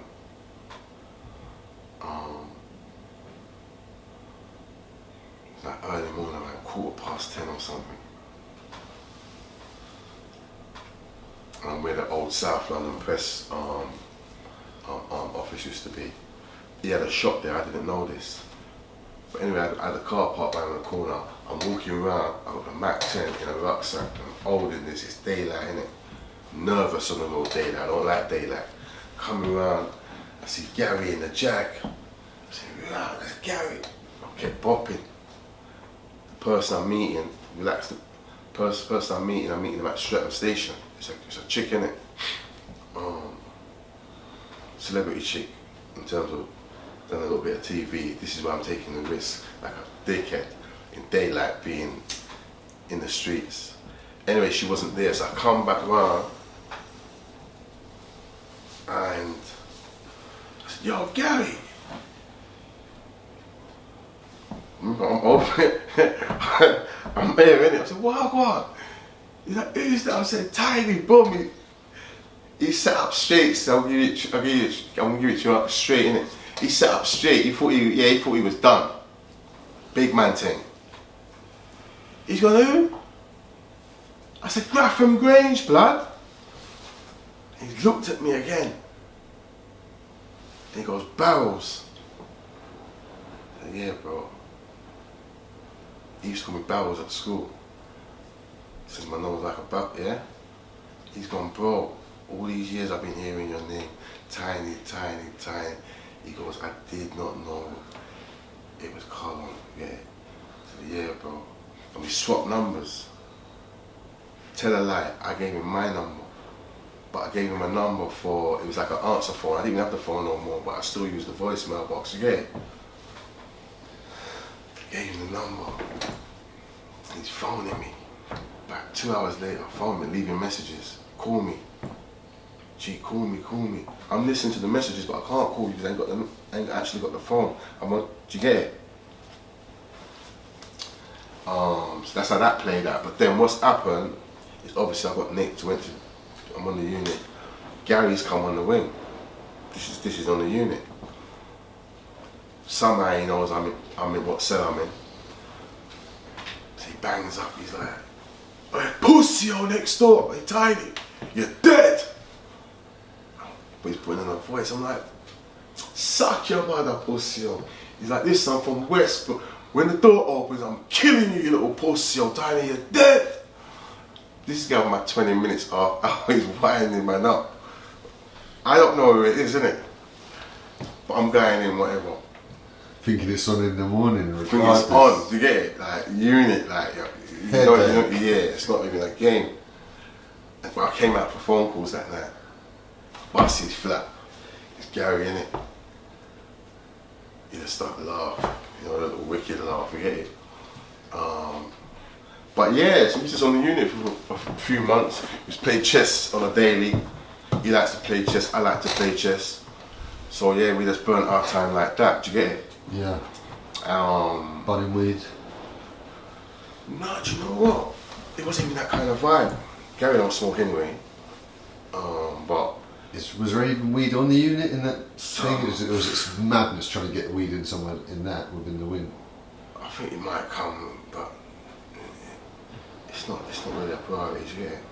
Officers respectful to you on the unit though? Were you lot were all obviously high levels, obviously they weren't? Yeah, officers were calm, bro. Like, they were respectful until the drama we had when they wanted to split me and Gary up. They decided one day, yeah, we're splitting you two up. Why, were you actually causing problems, or just I because don't you were think too it was friendly? causing problems, but maybe it was an issue for them. We're both strong characters in it. On that double cat A thing, don't you get observed like highly as well, who you're mixing with and all this sort of stuff? Like they keep you under next levels of scrutiny, don't they? It's a very small area, isn't it? Yeah. So you're only gonna go shower, use the phone.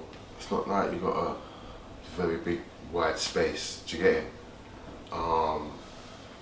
But yeah, they decided they wanted to split us up, and obviously they came for me. They said, yeah, you. And it went off. What happened? Obviously, big ruck with all the screws in it. Well, yeah, obviously they got their hands on me, innit? I'm fucking fuming, like. And they put me in this cell, and I'm like, I'm not even having none of this, innit? I went on a dirty protest.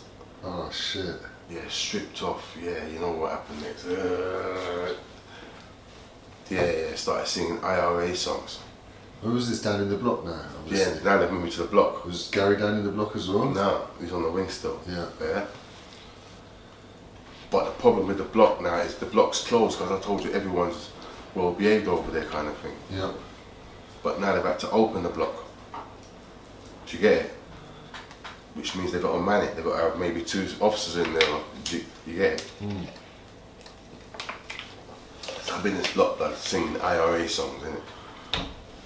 You can hit me, you can beat me, all that nonsense. So how long did you survive down in the block then, and how long were you down there? Do you know what? That same day the governor come, and he's like, look, have a shower in it, like, we'll have you out there tomorrow. Or 40 hours the latest. Dispersal. Alright, cool. Showered. I think the next day, bro, I was on a van to my first dispersal, HMP Franklin. Durham. And so what is a dispersal, people who don't know that? Dispersals are security prisons. The Cat A's. Just Cat A's then? Cat A's, Iris, and you also get Cat B's there. Do you get it? But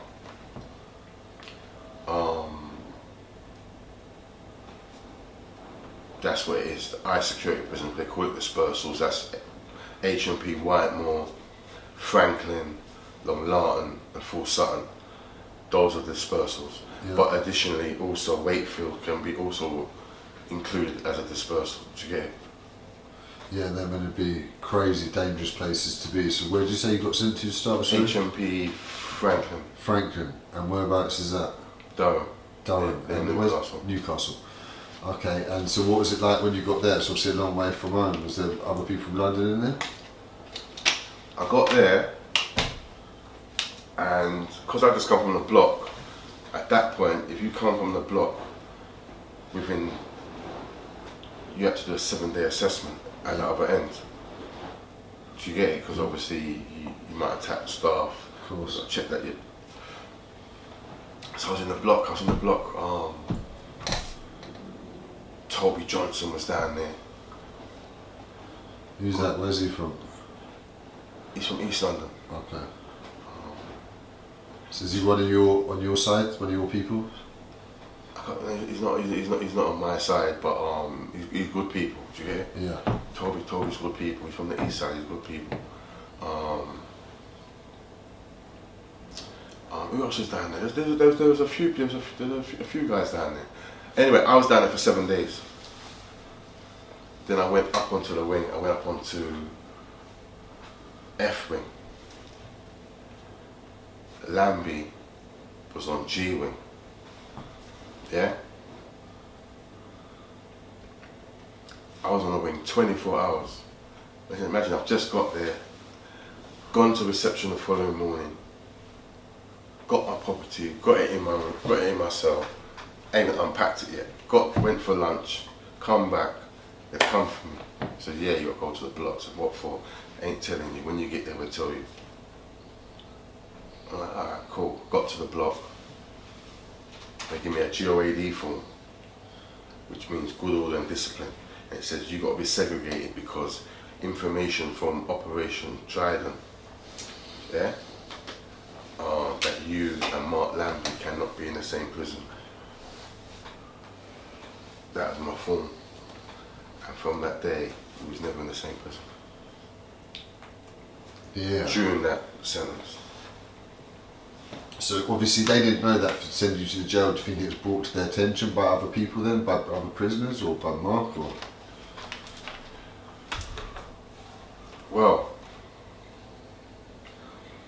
what we do know is this, is after that officer done that, Yeah? It was a PO that put me down the block with his, obviously, a few of them. He's put me there about 12, quarter past 12. In the afternoon, he's walked over to G-Wing at 2 o'clock when all the inmates are out. And in front of everybody, he said to Mark, "That's 2 favours you owe me. Robinson's in the block," and kept it moving. Yeah? Mad. Everyone's heard that. The yardies have heard that. Escobar. Yeah? Notorious yardie from, used to be in northwest London. They've all heard it. More importantly, 2 junkies have heard it. Yeah? Giscombe and Travis. Yeah? They're Toby's junkies. Oh, Toby in the block? Yep. But Toby feeds them good. Toby's always got food. They're pissed Toby's in the block. Toby's been in the block a week or 2 weeks now. So they're thinking automatically, remember what the officer said? Robinson's in the block. That's 2 favours you owe me. They don't know me. They're not interested in me. But favour number 1 must have been Toby. They boiled up the hot oil, put stalks into a big pot. 20, 30 of them, put it onto the stove, sizzling up. Run at them, bam, through it. There's 3 of them at the table. Mark, Sass from Mozart, and Shaka from Labrador Grove. Shaka, convicted rapist, he got burnt up. He's out of the game. Sass, he got touched. Mark, running his judge, innit? Yeah, I've had Mark's known to be lucky still. Like, Judge powers, bro. yes. Yeah. So you believe in all that, yeah? Bro, anyone's got judge powers, it's Mark. Yeah. Yeah. I don't acknowledge it, but yeah. Crazy. And yeah, that's what happened. And Giscombe and Travis got taken to the block because it's on camera. Remember, this is on camera, you know. Yeah. So this ain't no secret what I'm telling you. So I don't want you thinking these hits happen or these fights happening dispersed and they're quiet. No, there's cameras on the landing like you're in a fucking supermarket, bro. This is high security. They're seeing everything. Close up too. So Giscombe's gone to the block. Travis has gone to the block. Toby! We got him! Yeah, all that, yeah? Everyone's excited. Good people. Mark was still on G-Wing, but now the Randomer got him up as a grass. So the yardies are saying, do you get it? This is within hours, you know. Yeah, the following day they're saying, yeah, drop us out. Then there's this guy called Dylan. He's a barber. He's from Birmingham and he was a barber. He had a grievance with Mark when Mark must have violated him maybe 3 months before, verbally. But he's just seen, he just moved to Mark and punched him up.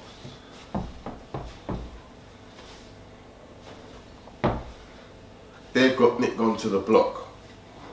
So now they're in, the following day they've gone to the block for fighting.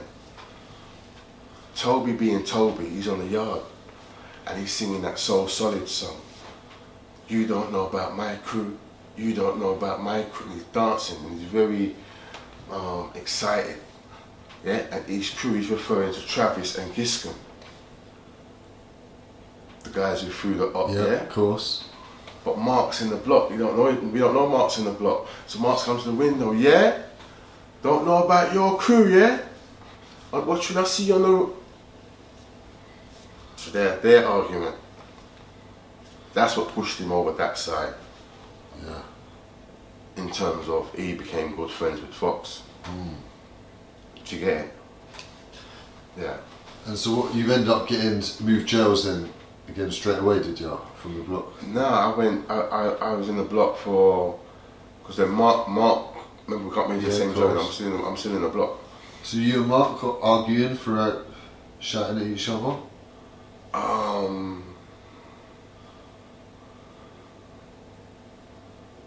because remember Mark didn't stay in the block. Did you get it? Okay. Don't get me wrong, I can't remember whether him and Toby was shouting, whether I was shouting. Maybe I was, maybe I wasn't. I can't specifically remember. Yeah, cool. It wouldn't surprise me if I wasn't. It's not really a shouting thing, do you get it? Yeah. But then they moved Mark out the block the following day and put him on F wing. Do you get it? Yeah. And then he got moved to again. Over. The reason why I got moved to is because the guy who got burnt up, his pal Shaka, had done 5 years previously for rape. So when Mark's gone over to F wing, the guys have pulled him, like, why are you having it with that nonce? And he's turned around and said, she's only a white girl, so they moved him up. So now he's gone to the block. That's when they've come to me, because his time's done now. He can't go G wing, can't go F wing. So they're saying, alright, you just come here, I'll give you a run. I've gone up on the wing, I was up there about a year. How was your time there? Franklin was alright. Franklin was alright. I remember my first night I got there, I'll never forget they banged me up next to Alan Lord. You know the Alan Lord? Yep. The protester at Strangeways. Yeah, they banged up next to Alan Lord. Better be a proper man, isn't he? Proper. I got in the sun, I'm blaring out my music. Yeah, to about 12 once. Let everyone know you arrived. And the following morning, he's come and knocked my door. Excuse me, mate, I'm gonna have a word, bro. Polite, do you get it? Big lumpy though, bro. Yeah, I've seen him, he's massive. He's like, yeah, bro, obviously you just come here, but you know, we've got a little way how we do things. 10 o'clock, music, everyone respects everyone, this community vibe, that kind of, do you get it? So I'm like, yeah, I hear that, bro, no problem. Man, just fell in line with the program, do you get it? Yeah. And you ended up getting on alright with Alan after that? Obviously he's come to you nice, respectful. Yeah, it didn't really have too much to do with him, but we definitely,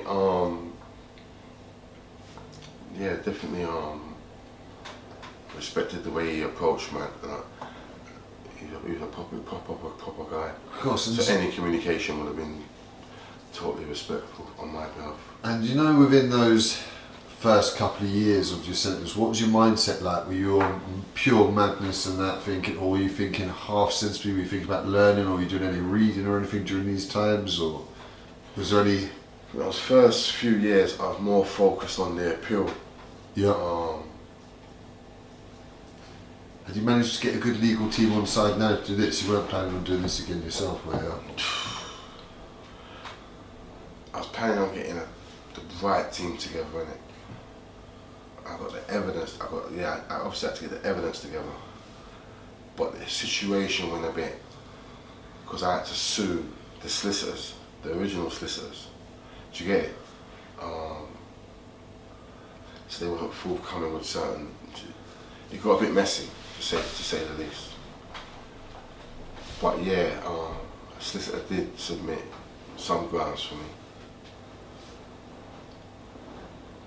Again, I had to sack them. They didn't do what they were supposed to do. Big man thing. And you know, with the appeal, because I'll tell you why, you've got to understand this, is, remember what the judge said to the solicitor. You got to give him legal advice on points of law as and when they arise. That's the first thing. The other thing that I forgot to tell you is when I sacked Jerome Lynch and he came down to the cells, the last thing he said to me is, they don't like this, you're going to win it on appeal. That's all he said, and he left. Remember what the judge said? Now, her attitude, the solicitor, is, I can't be here every day. I didn't plan to be here every day. I've got loads of different other cases, and I'm going to have to, basically, I'm going to have to go and handle these situations. I'm going to have to go and handle these other cases. That's what she's telling me. That ain't what she told the judge. So she was never there.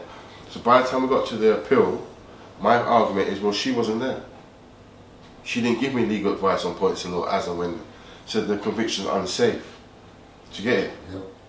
And they got around it in a kind of way, but they did say that if I can identify what was unsafe and how it affected them. So the door was left open. Because the bottom line is, just legally, do you get it? That was the mindset then. Yep. And so, what ended up happening in the appeal then? Nothing happened. Nothing happened? No, it didn't go no further. No. And so then, after that point there, then what was the mindset? Obviously you're pissed off in a bad way after that, or were you ready to just try and get through your sentence, try and learn, try and do something? Or so what was the year now? Probably we're getting into like 2002, 2003. When was the appeal would have been about them times? I think I might have started studying around then. Give or take a year or two. And how did that first come around and that? Were you before you did that sentence there, do you ever been into your books or you're reading and learning or anything? Reading. Like that? Yeah, like. So you're always a reader, were you? Yeah. Obviously I've done a few sentences, so yeah, I definitely like to read books, definitely. And what sort of books had you read in the past? I was into fast-paced books, and whether that be Chris Ryan, whether that be Jackie Collins, who's one of my favourite, Harold Robbins, another one of my favourites, Sidney Sheldon, definitely love that exotic, Yeah. Jeffrey Archer, Yeah. another classic. Yeah, that kind of Yeah. speedy, Martina Cole. Of course. Real good. So. Yeah, real storytellers. And so for you, how did it come about the learning that? Did you like sign up some courses in that? Was it like English course or try and do some exams or anything like this when you were in there? Yeah, obviously along the way you do tighten up your English and whatever. But yeah, I started to study. How did I do? I think I started to study screenwriting. I think it was initially. Then plays, and then just looking at the arts. I was preparing to get it. Okay, so it's all sort of fallen in place then, like, from back then. And so talk to me about on the CAT. So you getting moved fairly frequently though throughout all these periods? Yeah, over the years, definitely you're getting moved regularly. So like you said you end up doing a year, but that's sort of the max you'd end up doing at one place, would you say? Yeah, for that year, I was on F-Wing. I think I got caught with a knife. And I got sent to Durham. And what was the reason for carrying a knife? Obviously back then, you probably can't remember specifically, but is it just a case even when things are cool, you still got to have something when you're in a place like that, is it? Yeah. This is a dangerous place, bro. So, certain times, you know, you gotta make sure, yeah, you're on point. And what's the worst prison you end up going to on the circuits and that going around the CATs? What's the one you found the toughest, or you end up finding yourself in the worst situation? Obviously you said Mark was there, but when you've actually come across being on the wing with your enemies and...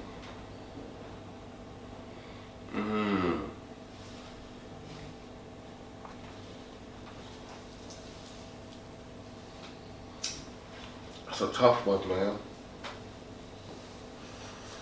That's a tough one. I would say it would have been Long Lartin. I can't remember what wing was on, if it's B or C. On Long Lartin. And there's about 4 of my ops on there.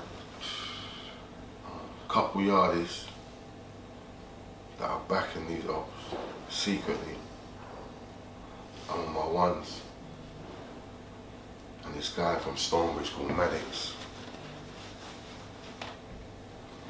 he had my back here.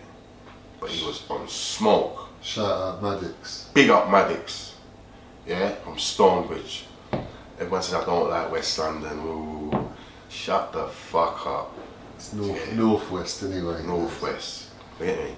Is Maddox still all good now? You ever heard from I've Maddox? not heard from Maddox for years, you get me? Well, hopefully Maddox is living well. Shout out Stonebridge, shout out Coke as well. But yeah, you get me? He was 30, do you get it? He had your back during them times, got you through it. Yeah, just know don't get it twisted. I got my two shanks. He's got his things, but I know he's smoky. And the way I'm rolling right now is I'm on an upwing, cool but air what. This shoot's smoky, I'm smoky, and you motherfuckers can't do nothing. You twitchy, yes, yeah, that's what it is. Right now, do you get it? Don't get him twisted. Rather the peace. Yep. But you know how it is with criminals. If they smell fear, they're gonna roll over you. Do you get it? Of course. But Maddox, yeah, definitely. If he wasn't there, it could have been sticky. So you must have ended up getting touched at a certain point during your bid, this latest bid. Obviously, you're in there for the best part of 20 years, 2 decades. You surely must have come unstuck at certain points, no? Yeah, 100%. 100%. I come unstuck a few times. But not as bad as it could have been. Do you get it? Listen, man get killed in those places. 100. Easy. Do you get it? You better know that man get killed in those places. Light work. So just to make it home, I done well. Do you get it? But I think the first time I got touched, I think I got cut on 2 or 3 occasions. I think it was Long Larton. Someone come from behind, cut me in the face. Post hill come from behind. I was in the kitchen doing my thing. He come from behind and fucking bolted. But I caught him quick, you get it? Yeah. And so what was this? Was this a paid hit where you didn't know it was? Because this how more time happens in it on these places. Do you know what? Excuse me, do you know what? He was a sleeper, bro. I got to call him a sleeper when I really check it. Cause I didn't know at that time, yeah? Mm-hmm. But I now know it was fucking Chaos's, it was Chaos's little soldier. Do you get it? And when there was a little passer about the informing thing, me saying he's a snitch and whatnot, unknown to me, he's tight with this dude, isn't it?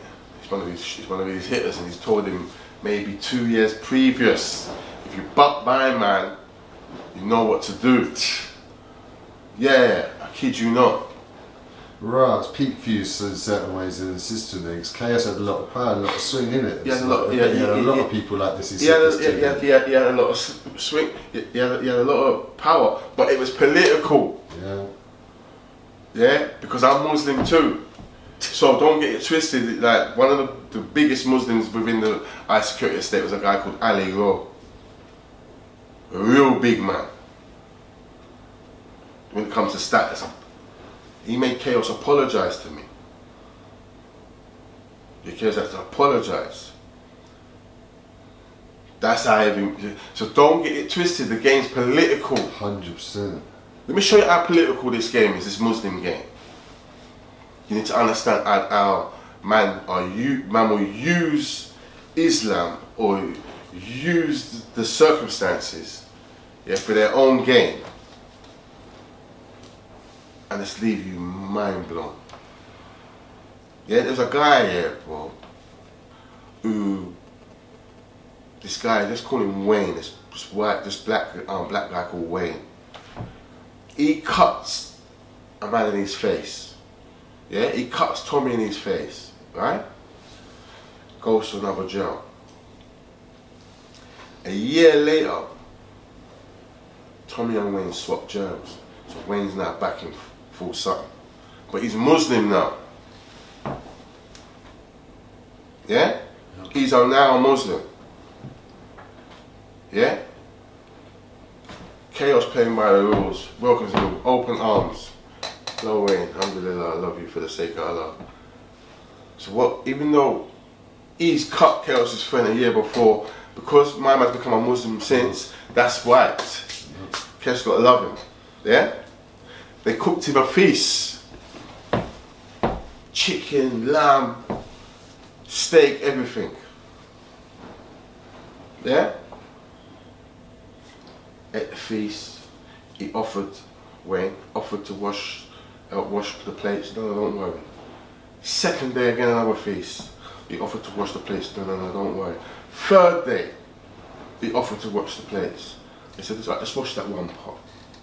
This is after 3 feasts. He goes to wash the one pot. Little does he know, as he's washing the one pot, the man got some ghee. That was the thing of choice if you want to fuck man up in dispersal. Stalk butter's boiling up. They poured it on him. He's in shock, screaming like a pig. Everything's burning off of him. Walking around in circles. He's gone outside. He's asked the man for a shank. He's come back in, walked upstairs. He's asked another man for a shank. Man of they've gone in and shanked him up because he's looking for a shank to finish him off. He didn't die. So the man and them are like, but he's a Muslim. Ask Chaos, he's a Muslim. How can you do that to another brother? Chaos said, I'll tell you why. Yesterday he only prayed 4 times. Remember when I called Salah out and he was on the computer, he didn't come. If you don't pray 5 times a day, you're outside the fold. That's how they justified it. Something like that. And that's how the game works in there. It's just all. So my point being is, I'm Muslim too. I got my beads. I'm brushing my teeth. Salam. Everyone's like, he's faking it. He's using it as a shield. Yeah. I was brushing my teeth. Salam, my brother. Yeah. Not mocking it, but everyone's doing the same thing. But guess what? When we was in there, they're saying, nah, I'm the only faker. Everyone else is righteous. The white Muslims are righteous, black Muslims are righteous. Just me. You see now we're out here? Every man that I see, white, black, pink, blue, that was Muslim in there, is now saying, fuck that. Because they was all using it as a shield. Even some of them admitted that. Yeah? But no one couldn't say that in there. Because it's political. But I'm telling you, that's what happens. Enough man used that as a shield, as a game of chess, and I used it too. Every day this happens, I saw it with my own eyes and I was there, come on now. It goes on, doesn't it? Of course. And so talk to me about when you like really started taking your learning obviously seriously, and when you maybe started trying a little bit of writing in your own right. How did this come around? Or did you start writing your own story? Was it to start with initially, like you started an English course, writing course, obviously you just said the playwriting stuff, started trying out a few things? Talk to me about that process. I think I got an electric typewriter. Is it? Yeah, from Argos, cost me a £1. Yeah, fair play though. Yeah, but ink and yeah, because I used to do a lot of civil claims against the government for lost property and. Any successful ones? Always successful. That's why I bought the thing. I just found that typing the letters was more professional. I'm dealing with the Treasury solicitor because it's always negotiations. So when he gets my letter, he knows right now I'm on smoke. You know, like that. And that's why I bought the typewriter. And so what would be like a successful claim, like the end result then of, and so talk to me about give us one example of one of your claims, what would it be then? So they lost a load of clothes when you moved from jail to jail or something, or lost your property? But they do it all the time, bro. I think one of the most successful one, I remember Belmarsh, they lost my prop cards, both of them. Stored prop and IP prop. Did you get it? They had to compensate me. One of the most bizarre ones. But how much did you get on that occasion? Sorry to interject. About 9 bags off that one. 9 bags, fucking hell. Which wasn't bad. One of the most bizarre cases that I had was I had a load of stuff sent into Full Sutton. And because you could have clothes sent in at that point, but only once. So everything's in there, dressing gown, and it's all designer. You know how it goes in them places there. Yeah. Anyway, my Gucci belt was stolen. It wasn't there. Yeah, so I'm going nuts. I know it was there. Yeah. And it took 2 years and an officer to get sacked for stealing other people's property and be sentenced to jail. I kid you not. Fuck. Yeah, for the treasury solicitor then to pay me out for my belt, which was £180. Fucking hell. So fair play to you, obviously, to get those claims. Obviously. Yeah, but anyway, it's from then when I got the typewriter, I'm now in a position where in my own time I can try and write my own story, that's why initially I began writing. Obviously I've got books out on how to write autobios. I read other people's autobios and just managed to find my own voice. I think every writer's got their own voice. 100%. Yeah, so it's about finding your own natural voice, I think, but that only comes with a lot of writing, doesn't it? That you can end up writing in your own tongue, maybe. Yeah, because you got to find yourself as a writer. Everyone's got their own unique MO. Do you get it? And then that's how I was able to find mine. Then I started to write my autobio, and my thing is fast paced. Do you get it? Yeah. And you'll see I'm influenced by Jackie Collins, by Howard Robbins, by Sidney Sheldon in terms of going from one character to another character. Do you get it?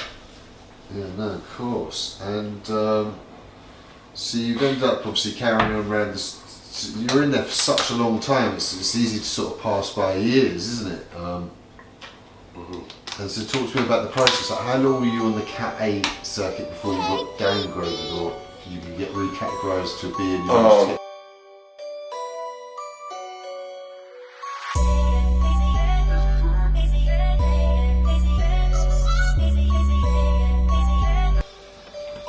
So you must have ended up getting, you said it was about 9 years before you got to the Cat B off the Cat A circuit. Was that a big shock or something like this when you go from the A's to the B's and that? And you said obviously there's a level of respect in the A's. Is there more drama in the B's? Not really. Depends on the jail, innit? But nah. B cat, you're just happy to be downgraded from A cat to B cat, you know, like that. Because it's a big thing. I think for me, I think what I remember most about that transition from A cat to B cat was, as an A cat, they would check your cell every hour. Like the observation flat, they bust it, check that you're in there, keep it moving. They do that for all the Cat A's every hour. However, once you get downgraded to B cat, that no longer happens. As well as if you're A cat, someone can't just come and visit you. You got to send the paperwork out. They got to send it back. Then it goes to the police. Then it comes back to the prison. Then it goes to the Home Office. Then they clear it. Do you get it? Whereas as a B cat, they just send you a VO, and you can just attend the relevant prison and visit. So that's the only really difference. But what about, is there like more foolish characters? Obviously, like I said, there's less serious criminal and more disrespectful, foolish idiot sort of character. Yeah, you can get all that. As well as people on, I find that you find more people on drugs in the B cat than the A cats. So is there more opportunities to make money in the B cats then, for people who might be in that sort of trying to hustle within the system? Wherever you are, it don't matter what prison you are, if you want to make money. So there's still people hustling in the A cats, obviously. Yeah, everybody's got to hustle in somewhat, one way or another. But yeah, that's just pretty standard. And was there an instant where you ended up having, I don't know if we can cut this out if you don't want to talk about it, did you end up having an affair with a screw at a certain point? Yeah, on a couple of occasions. Well, a couple of different occasions, yeah. Yeah. And talk to me about how that happened then, and... like I said recently, obviously, I explained on the Sean Atwood One I met in Whitemore. She was a nurse. She was trafficking tobacco in for someone else. Cut the story short. Unfortunately, his cell went up in flames. He was moved off the wing. I moved into his cell, got his job, and me and the chick, we connected. And yeah, it's just fun and games from there, wasn't it? But yeah, just to protect myself, I used to record when she was in the cell, an electric double tape recorder that I used to borrow off of. Who did I used to borrow off? I used to borrow off Emmanuel De Silva. Yeah, shout out Emmanuel. Big up Emmanuel De Silva. I used to borrow it off him to record stuff. That just reminds me of one time I was in the cell getting up to whatever. I came out and I put my finger under Emmanuel. Childish, I know, but it's prison where life has come. Give us a break. I put my finger under his nose. He wasn't too impressed. But yeah, obviously it came on top. Yeah. What were the consequences for her? Did she end up getting in big trouble or just losing the job? She didn't end up going.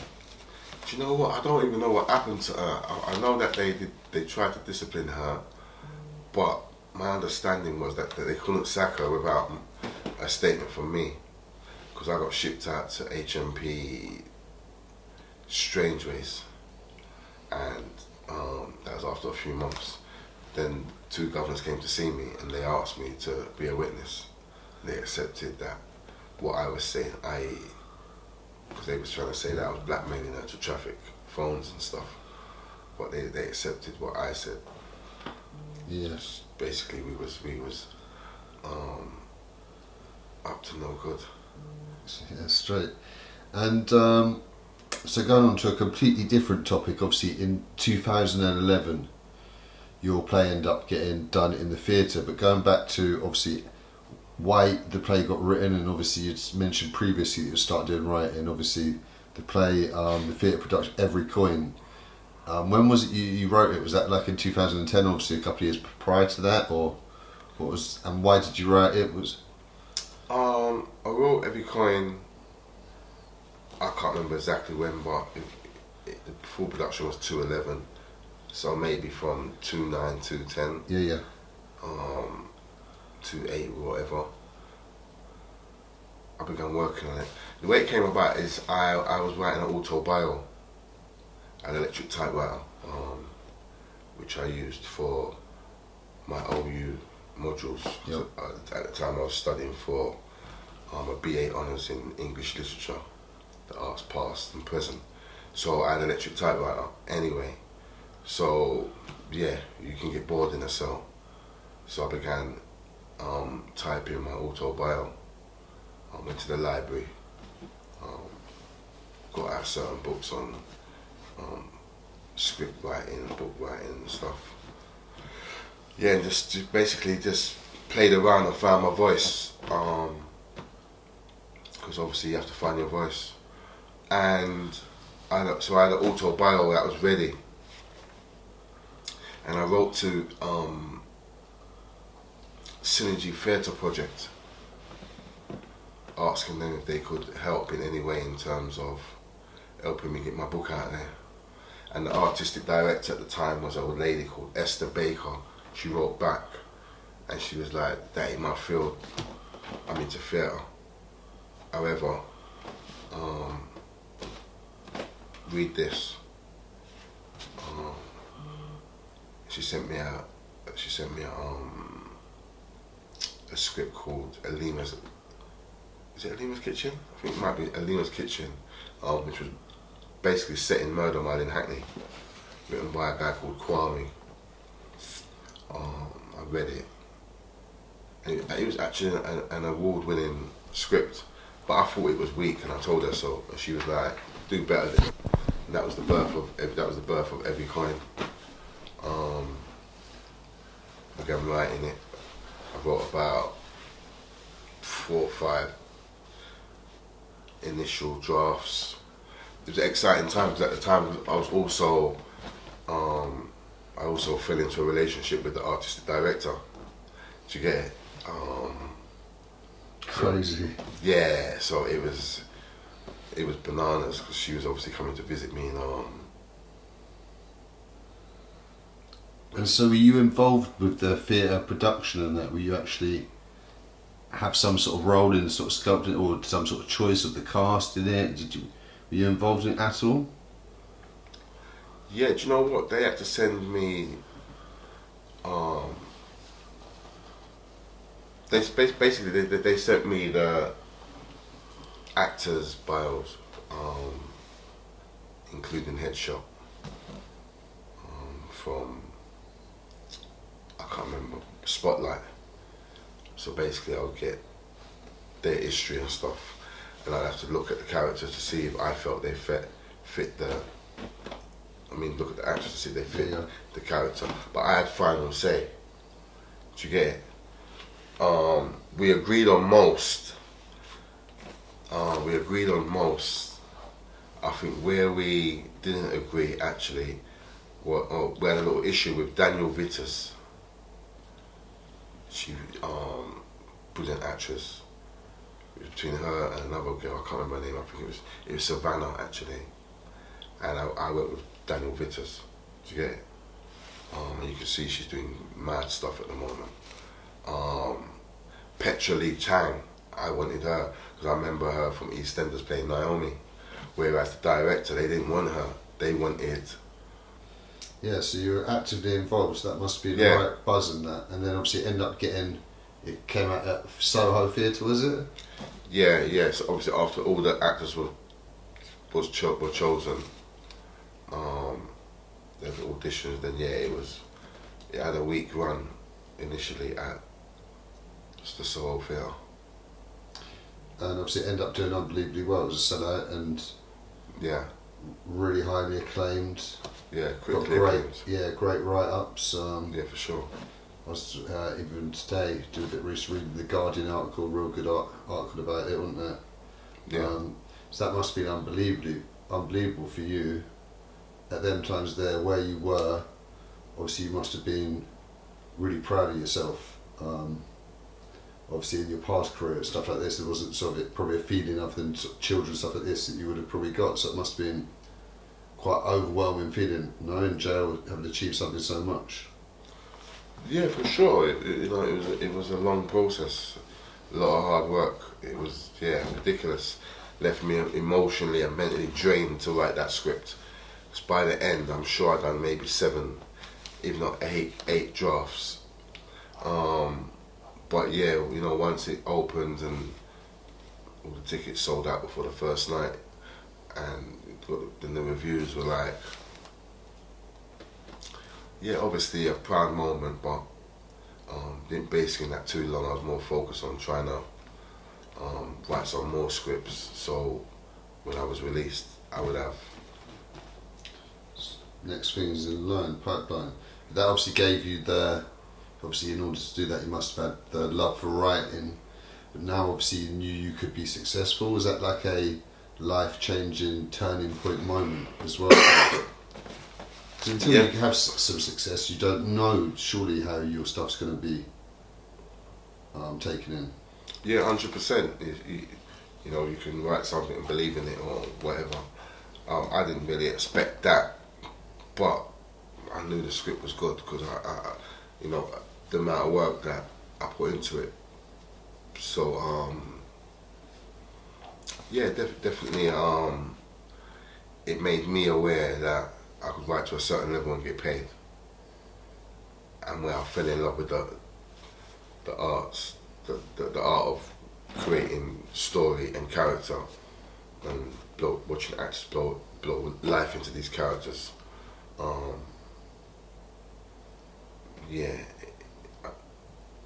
I'd definitely say it was life changing. Yeah, big things.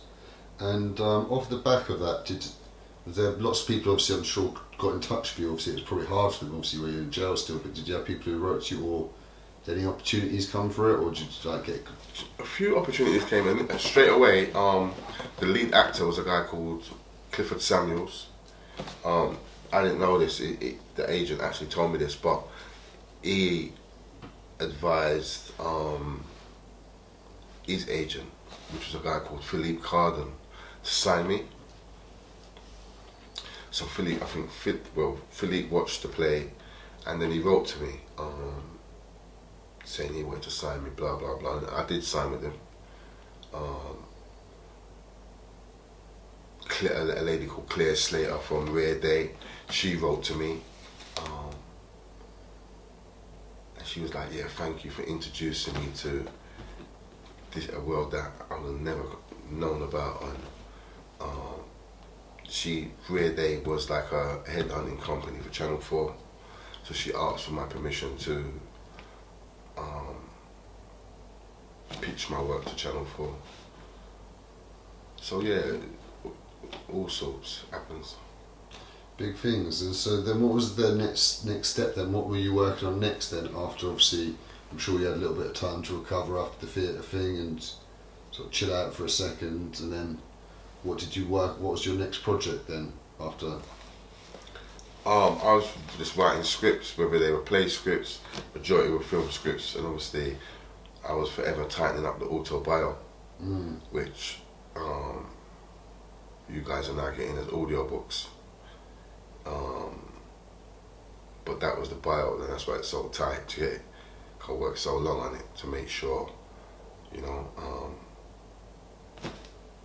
course, it had that X factor. And so what you said, you've written a load more theatre scripts, and you've written a load of film scripts. I was just writing a load of, after every well. point I was writing a load of scripts, film scripts.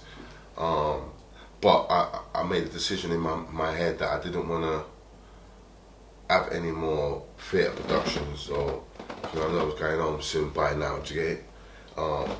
In a few years. I didn't want to put on another theatre show and I wasn't there. Because even though they've recorded it for me and I got to watch it on DVD. That was what actually was the next question I was going to ask you. So that Yeah. must have been, when did you get to watch that? At the time while you were in jail, they managed to send the DVD into you, or did you have to wait years to watch it? No, they sent it in. They were allowed to send it in. And so that must have been alright buzz watching that, like I say. Yeah. Were you happy? You were happy of how it came out and that, and it was what you envisaged? Yeah, 100%. But you would have rather been there to obviously have a hand. Yeah, at least one of the days I would have liked to have been there, but we moved. Not possible at them times. It wasn't possible.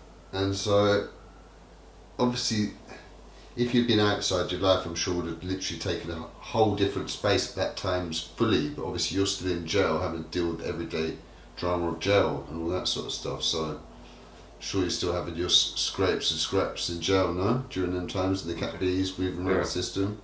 For sure. Yeah. And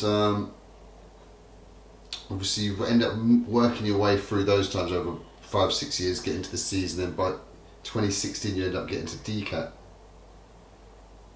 Yeah, was it 2016? I think you said previously to me. First time, yeah, I think about 2016 the first time. First time, right? Well, you end up getting chucked back afterwards. So you end up getting DCAT initially, then in 2016. And which DCAT was this? I went to North Sea Camp from Stockholm. Okay. No, from Lincoln, sorry. And obviously that must have been a whole different sort of, even a bigger step from the A to B as such, going from the C's to the D's, because there's no fences. It's freedom, isn't it? You can leave at any point. It's literally... Yeah, 100%. Test of responsibility. There literally was no fence. It had just a barrier, like the size of my hand, like a car park. That was it. There was no fence. But yeah, you just go with it, man. DCAT, you worked hard to get there, so you're mentally ready. You got your plan, what you're gonna do. You know what not to do. So you start having day releases and get on to weekend releases potentially, or I did. jobs or anything? I was there for 9 months, and I had day releases. I was supposed to get my own leave soon, and then the place was just a bit reckless at the time. But what's basically happened is the outside security teams come. They've come for fucking to search whoever, and I'm one of the targets. So I was in the gym and someone's gonna tell me, yo, DST, outside DST on the national search team, they're here, they're looking for you. I'm like, "Ah, cool." So I went to them. Do you get it? I went to them, they took me to reception, made me sit on the chair, they're saying the chair's going off. Yeah, the pole's going off, everything's going off, yeah? Anyway, they made a decision, they're shipping me out because they're saying I've got a phone. I'm saying I haven't got a phone. They ship me to Lincoln. I get to Lincoln, I sit on the chair don't go off. Go past the pole don't go off. Yeah? So now when I get up on the wing, I'm telling my, not that day, the following day, I'm telling my lawyer like, yo, it's a setup thing, innit? There was no phone. So cut the story short, after being there for 6 months, I got sent back to a DCAP and I went to HMP Ford. So it would have actually been, DCAP would have been 17, I think 17. Yeah, and how was Ford then? Obviously down by the sea, nice part of the world. Yeah, but you know what? HMP Ford was alright. You got billets, I think 12, 14 guys on each billet. It's like an army base, isn't it? But you know what? And that was the hottest summer, it was very hot that summer. Sure. Nice to be in DCAP rather than locked up where you could be outside and do whatever you do. Come on man, you're out, you're going home. I was going on home leaves as well. I had 3 home leaves. And then I was kicked out after, again, 9 months. Why? Someone, I didn't know at the time, but I know now that someone kept, just basically someone was giving information that I had a telephone and I had a mobile without going into too deep, do you get it? And I didn't. They didn't find one either.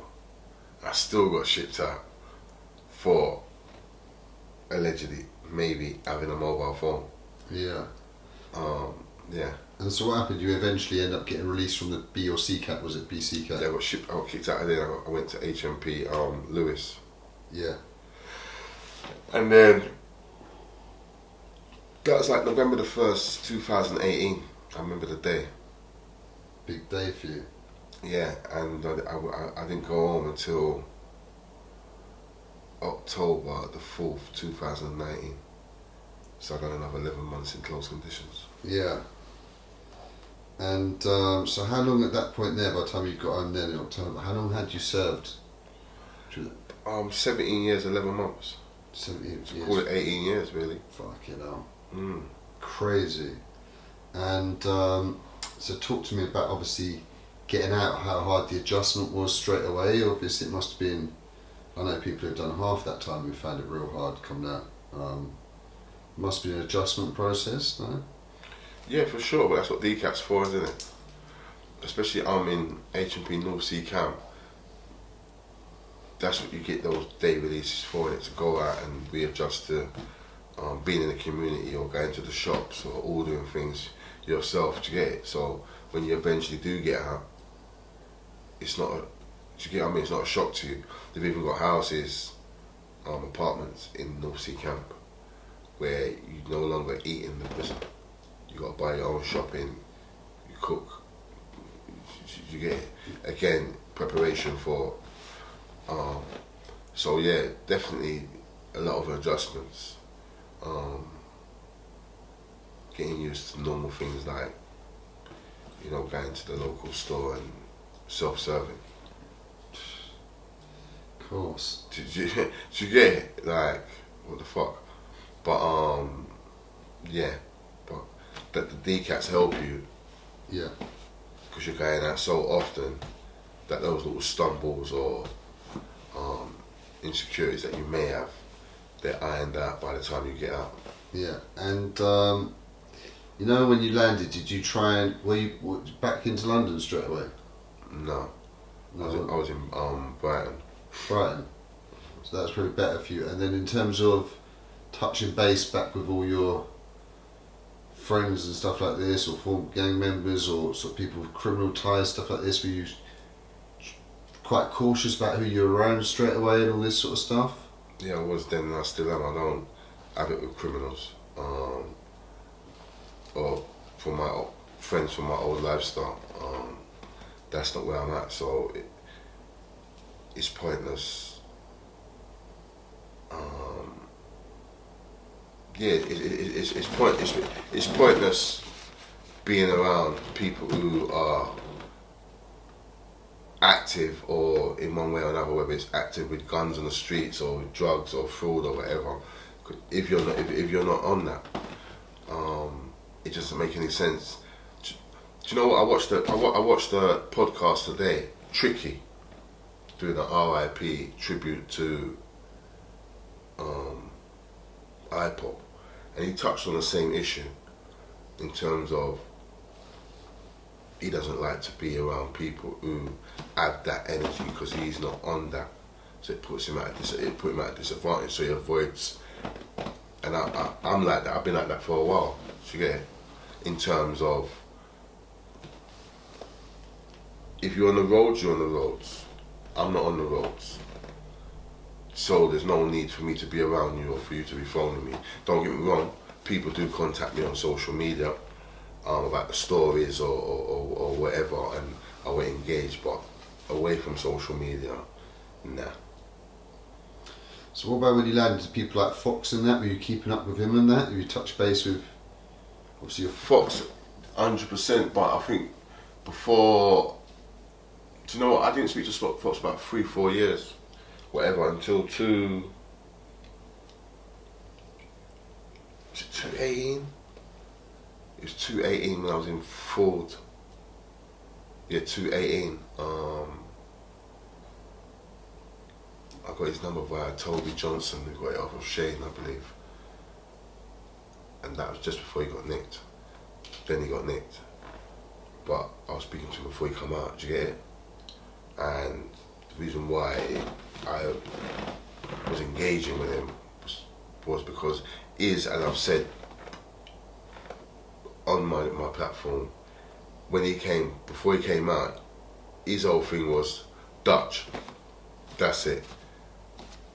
I'm gonna put everything into this project and I'm gonna make it happen. He wasn't talking I'm gonna sell drugs or he wasn't talking none of that stuff, do you get it? So I could fuck with him because his mindset was, but it wasn't really about linking him. Because again, I've just done too long to be linking someone who's maybe gonna change or maybe gonna make the right decisions. I didn't know that at the time. Do you get it? So it was more on the phone. And talking about your situation, having come out after 20 years closed to behind the door, do you still feel like at that time, obviously a couple of years ago, maybe still to this day, do you still have to be cautious about where you go, or keep your head down slightly to a degree, or be aware to a degree from enemies from your past? Obviously, I'm sure in the past you obviously did do bad things to people. You no fears about this past stuff or anything coming back? Nah,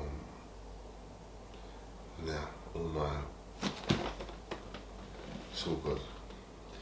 Yeah, I'm sure, obviously, if you've got through nearly 20 years in the system and that, I'm sure you've come across most of your enemies or anyone during them times there where you can't get away, you're all locked under one roof, so being out in the big open world, there's no fear of that, obviously.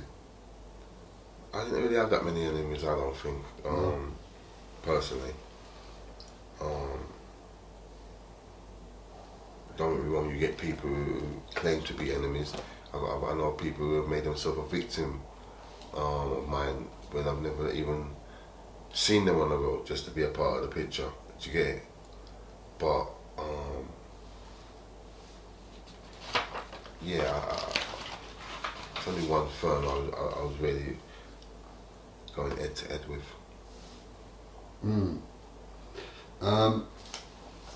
And talk to me about your two books then, and so when the first book came out and thinking behind that, how happy happy you were with the response, how it came out. Talk to me about the whole thing when the first book came out. Obviously, a product of my environment, book number 1, which I heavily recommend people, is great books and very, very gripping. It's sort of stuff you can't stop listening to. And yeah, I give you props for that. Congratulations. So talk to me about product of environment, book number 1. Yeah, when I came out 2019, I decided, you know what, I had it there already, it's the autobio. So I just took a section off and recorded a product of my environment, book 1. Real life TV, they posted it, and he had an audience, and they liked it. And yeah, it done well. It sold a lot of units, and people liked it. Yeah, definitely. It should have done a lot more. I think there's a lot of people out there who obviously didn't know about it, and hopefully it should still sell a lot more as time goes on. And so obviously you were happy with the response from the book, and yeah, 100%. Yeah, and how did you sort of self-publish it? Yeah, book 1, yeah, we self-published it. Excuse me. Book 2. And sorry to check. Is there a hardback to book 1? No. Why not? And is there gonna be ever? Not to book 1, but to my old autobio, there will be. Yeah. Okay, so that's sort of like a prelude. There is going to be a main hardback book, the full, bigger one then. Full one. And then let's move on to obviously book number 2 then. And so when did that end up dropping? Obviously this one caused a lot more noise in certain ways, didn't it? So. Yeah, book 2 I done when I was on recall. And why did you get recalled then? I'm not going to go into that, but all I would say is that my probation officer who recalled me at the time no longer works in that position. Okay. And had to leave her job.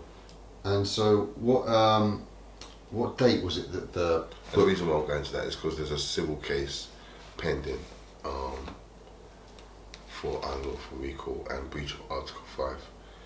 So it's, yeah. Say no more, we don't want to mess up the case, and when the time's right, and obviously all that's been through the system, then we can shed light on it, and hopefully sit down again and you can shed light on the injustices within the system. And so when did book number 2 come out? What date was it then? Roughly. I can't even tell you what month, bro. So this is in 2020 though, yeah?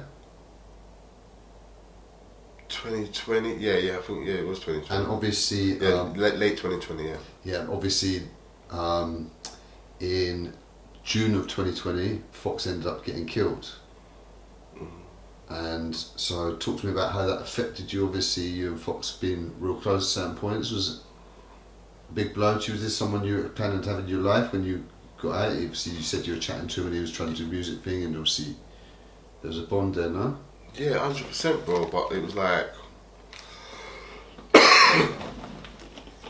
yeah, obviously I heard it. When I heard, I remember my window was open and I was on my bed writing. I was in hideout. And I heard something about a knife, no, sorry, a gun. And I heard him say Dutch. And I heard him say party. But that was it. I didn't hear anything about anyone got shot or... Because I'm hearing the last of the conversation, do you get it? I wasn't paying it any mind. So I didn't pay no more attention. In the following morning, again I was writing on my bed. It was early, maybe 8:30 or 9. And that's when they said that a 50-year-old man had been shot. And I knew he had just turned 50, do you get it? Because he just missed his birthday. I think he was, before he came out, when did he come out? He might come out late October or early November 2019, but he just missed his birthday, do you get it? So I remembered that. But yeah, it was one of those ones like he was around people he wasn't supposed to be around, so it wasn't surprising, but it was definitely usually frustrating.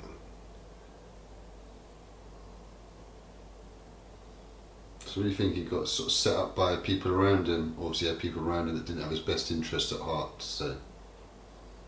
I don't know about getting set up, but I know. I tell you, you know what, with this I tend not to go too deep. Do you get it? Obviously I give a couple little, like the audio book for free, I go in, do you get it? I might wake up that day and say, fuck it, man. But it's one of them ones there where, look, everyone knows who slapped my man, innit? Like, yeah, 5-0, they're looking for my man, innit? They put him on Crime Watch, innit? Do you get it? But it's a funny one, because for me, I know Donnie, and I know Donnie's a little snitch, you get me? So I know my niggas up there, like, pissed that, like, an itch slicked him down, you know, like that. And then you gotta remember, for me, when I'm sitting there, I've been watching this team for a second. And there's always someone in that team itching. If it's not C1, it's ends. If it's not ends, it's someone else, it's Mark. If it's not, it's just acceptable, and you just got to accept that that's the snitch gang, in. Do you get it? So it's like, it's not even worth addressing, bro. It's pointless. Just R.I.P. Fox, you get it?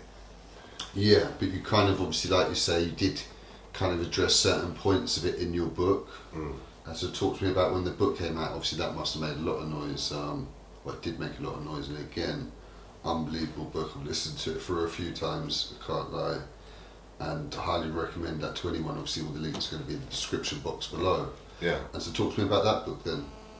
Book 2 was a madness, because I'm in HMP Hideout.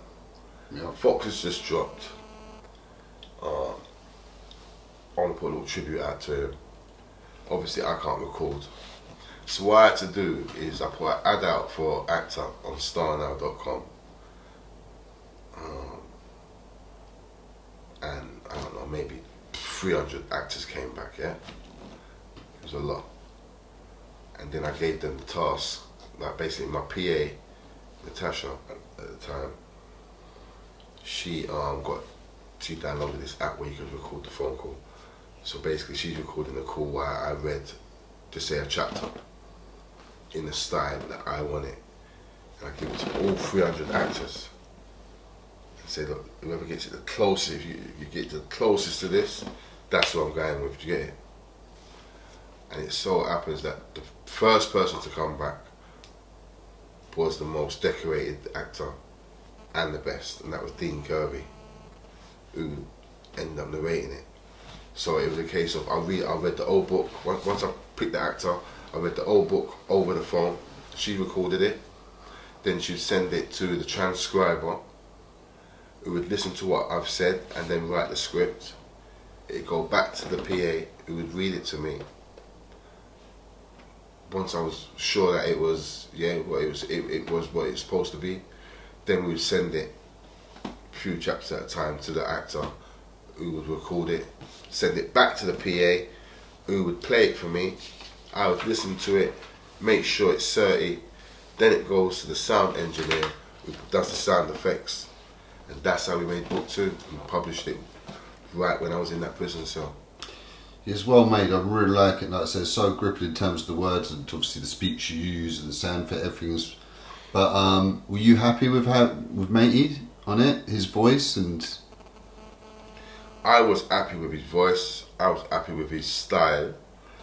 Over happy. I think he's a talented actor.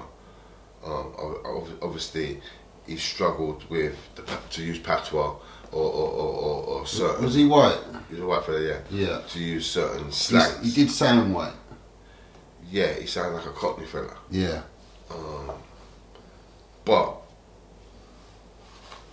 yeah, I think he done a good job. He did do a good job. It didn't affect how I enjoyed it. Obviously, just I thought he did sound like he was white still, but it didn't affect how I enjoyed it. But obviously, it would have been better with you. But obviously, circumstances were what they were.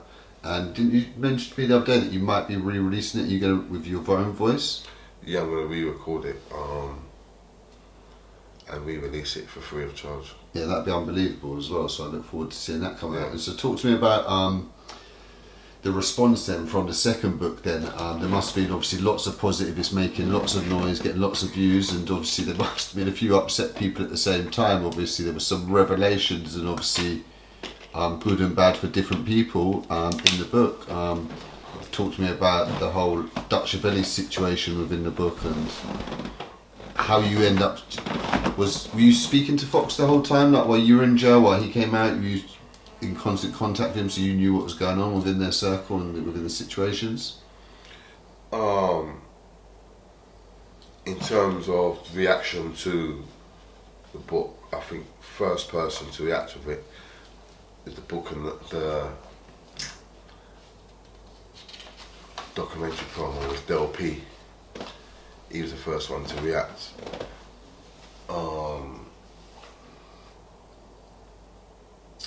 And obviously he went nuts because I pointed out in the documentary promo that he pointed out his Cody on the M charge. But what's basically happened, bro, is I've dropped that and I asked Big Ego to post it, and they posted it, yeah? Now what a lot of people don't understand is I don't run my social media. People seem to think I run my social media. The amount of messages I get on a daily basis and people think they're talking to me. The people running my social media, whether it's my cousin might run it some days, or the PA might run it, or the social media manager might run it, the guy who does all the posting. And they play games with these people. But they think they're speaking to me. Anyway, I'm inside. I ain't got no phone. My PA's got my phone. Yeah? So I might not, but a lot of messages I won't get in real time. I might phone every hour. But there'll be times I'm on the phone for 3 hours with her. Do you get it? And what's happened is Del P has asked Big Ego to post his response to me, which was a very disrespectful, fabricated, manufactured, spiteful response. Big Ego sent it to me. Yeah? He sent it to my WhatsApp saying, Del P's asked me to post this, question mark.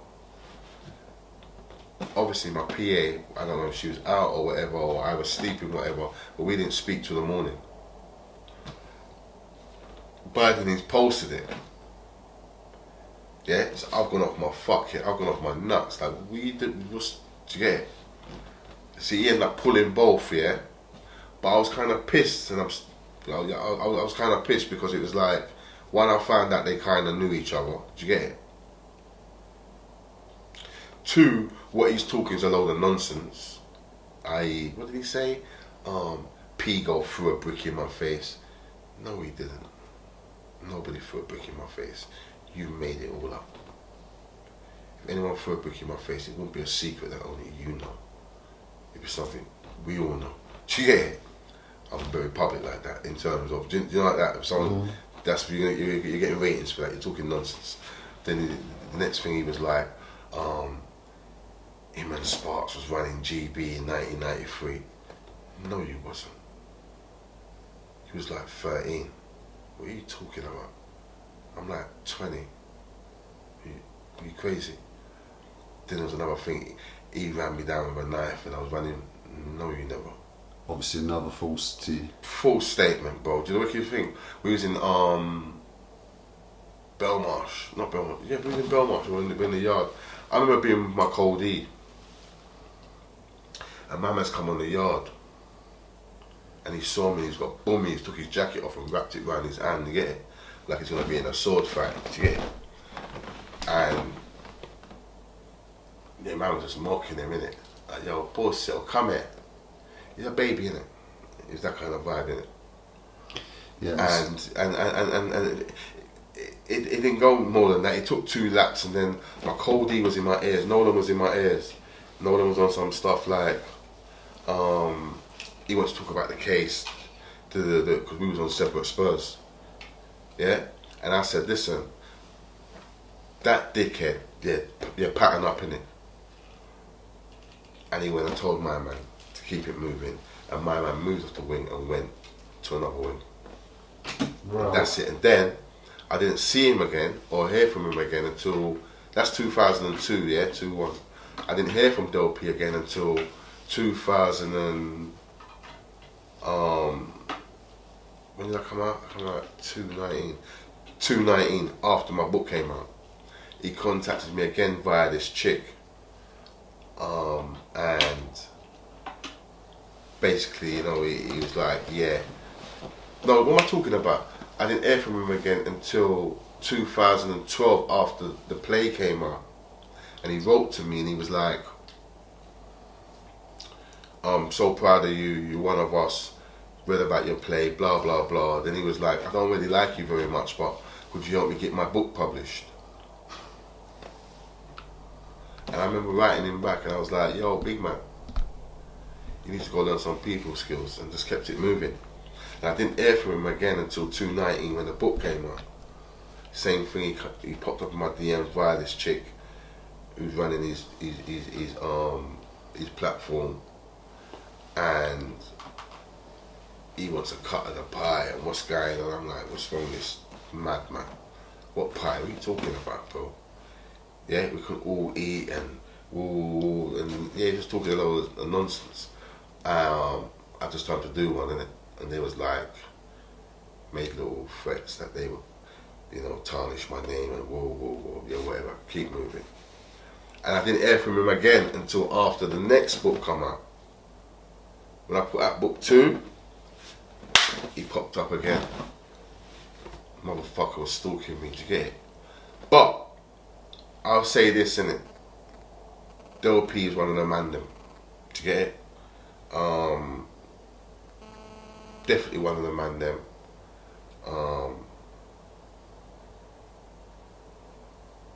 And it's only since his death I kind of reflected on why he felt, how he felt, and where that hatred come from. And I can see where it came from, because first and foremost, when we come from jail 92, January 93, and we formed up this GB thing, he got pushed to the curb.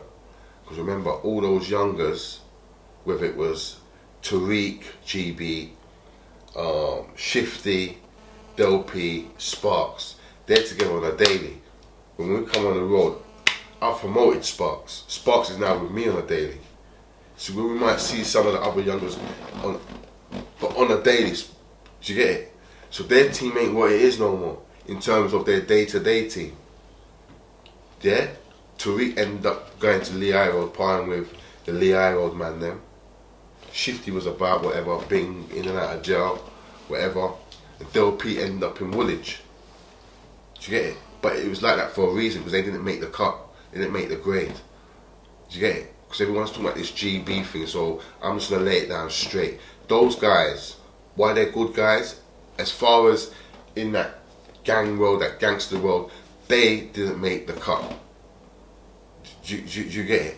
They wasn't cut from the right cloth. Where Sparks was cut from the right cloth. Do you get it? But I get to understand that Del P would have some resentment for that. Plus, on top of that, I did violate his dad back in the day. Everybody knows that. He might have been pissed about that as well. And there was one or two other little incidents, yeah. But I don't hold that against him. It is what it is.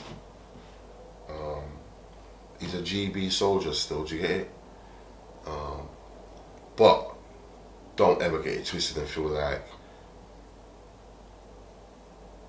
he's ever like even raised his voice in anger in my presence. Back then, it definitely didn't happen. And yeah, he's not that stupid. Or he wasn't that stupid. Back then. But at the same time, let the man rest in peace. Yeah, rest in peace, Del P. Shut up. Yeah, rest in peace. And what about other people that got in touch after the second book then? What about the whole Dutch thing? And obviously there's a lot of allegations in the book. And did Dutch's camp get in touch with you, try and get the book taken down or anything like this? Was there any pressure put on you? No, it's wrote on my page. Do you know what happened, yeah? So you had the big ego situation, yeah? So he took it down. Then you had Made You Think, Alan, yeah? And this is why I don't fuck with them to this day. Do you get it? Alan posts up the documentary promo, the 1 minute one. with the X on Dutch's face. And man them got onto him and he took it down after, I don't know, 10 minutes, 20 minutes or whatever. When I heard, I've got it in via email, I'm like, yo, big man, what the fuck you doing, do you get it? And he's come back to me saying, boy, man's getting onto him. Do you get it? It's more hassle than it's worth. So I'm saying to this Alan guy, this Made You Think guy, the guy who runs the show, fuck them niggas, innit? And you got a sister, and you got a mum, and you got a daughter, and you got aunties. Huh? And he was like, I got this in writing. If man wants to deny it, I will just post it in an email. Do you get it? He come back and he's just saying, boy, it's too much trouble and woo. I'll post your audio book. Yeah? I'll post your audio book, but I'm not going to post a documentary promo. And I told him to go fuck himself. Do you get it? I said, bruv, if you're going to defend that dirty little nonce, that's what I said to him. And if you're going to hide for him and cover for him, and you're going to stop me basically speaking my truth and putting my niggas' truth out there, I don't want to fuck with you. I don't care how big your platform is. So you won't be posting my audio book. And I've told him that in writing, in a response to his email. And so, had Fox told you about the whole situation with Yeah, big up Tiny in his book, innit? Not the whole situation, but bits and pieces. I don't want to go into too much and incriminate myself still. Do you get it? 'Cause, you know, when you're in Bing, you're not supposed to have certain things. Do you get it? Yeah. But yeah, I knew. You've been told one or two things, some dodgy behaviour, and you know, obviously the incident that I referred to, that I don't need to go into again in the audio book too. But obviously, so people getting at people who are trying to help you, platforms get. But did anyone ever get in touch with you directly and try and pressure you and try and tell you, look, this book needs to be taken down or anything like this, and nothing like that? But that particular book, what you trying from that old Dutch thing? Yeah. No. And obviously the response that you got in general and stuff, the amount of listeners and the amount of hits, and to be happy with it? Yeah, yeah, do you know what? It done well. It was selling a lot of books. Like, it was pandemic. Books were moving like hotcakes. I bought it, so shout out, and I was more than happy with it. Yeah, this book was moving. And I remember,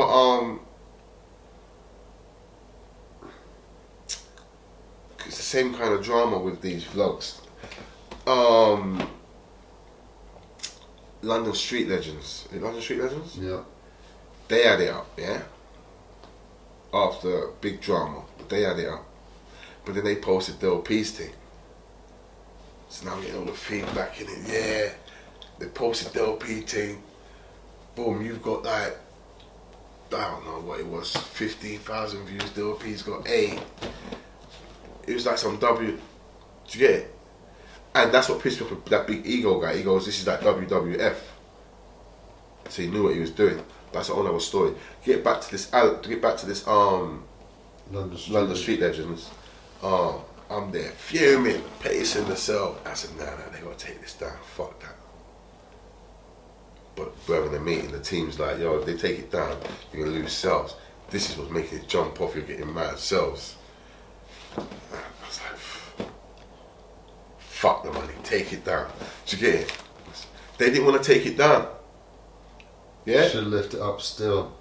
In hindsight, I could rewind the clock, I would have just left it, do you get it? Yeah, you were locked in a box stewing though without fucking clarity. Huh? You were locked in the cell without the clarity to think properly. Yeah, I made a bad decision because it was, trust me, a lot of books are going. This is like ping, ping, ping, ping, ping, ping, ping.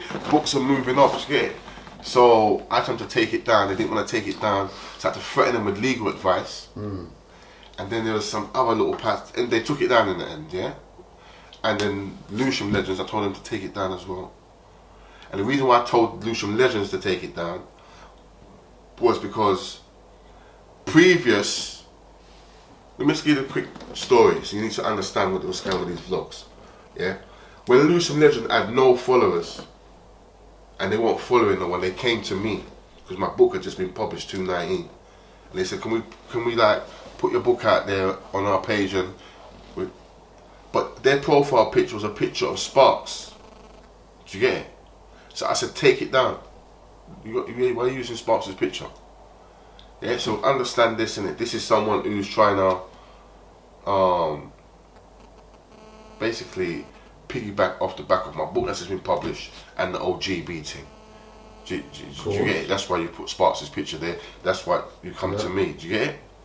And they came back to me about 20 minutes later, and they might have had 2 or 4 followers, and they had a picture of Trevor up. And I said to Lucian Legends, take it down. My man's going for his appeal, take down his photo, innit? So they put someone else's photo up anyway, whatever. They started to move. But then they started to message me saying like, everybody thinks we're you. So a lot of people thought that I was running this Lucian Legends thing from early, and I wasn't even running it. Do you get it? So anyway, I made them take down my shit off their page, the book, my photo. Yeah? Got kind of hot-headed with them a couple times as well. Alright, cool. But when I went jail, what they've done is they've gone into my page, because my page has been opened. Yeah? Took my photo off my page and put it back up on their thing. I don't know this, I'm in jail, innit? When I come out of jail, I've looked, my pictures on Lucian Legends, and a bag of comments. Do you get it? So I'm like, yo, pussy, what's all this? Take down my thing. Again, legal letter, yes. And they have to take it down. Do you get it? And that's why I make them take it down, because... Yeah, so some of these pages move funny and all this social media thing, isn't it? It's bro, a different world to what you used to. Bro, they move funny, bro. They're fucking culture vultures, bro. Do you get it? Trying to profit off the man them, do you get it? Do you know like that? Listen, these platforms are jokers. They don't even know the game. They don't even know what they're talking about. Look at Lucian Legends. They've got on there a guy called Barry White from Evergreen Lane. They said he's a legend. If you know, you know. If they knew Barry White was licked down by a man, I'm not going to say who, licked down by a man because he was a registered informer. Do you get it? Big case. Yeah? Front page, all you got to do is Google him. South London Press, front page, police take out police informer from Belmarsh and take him to drugs house. They took Barry White from Belmarsh, took him to a drugs house to get crack. Then took him to his girl's house so he could fuck her, and then brought him back to the prison. So when he got killed, it was a big thing. The officers got suspended. No. Do you get it? I even got nicked with a machine. Yeah? I even got nicked with a machine in a car, bro.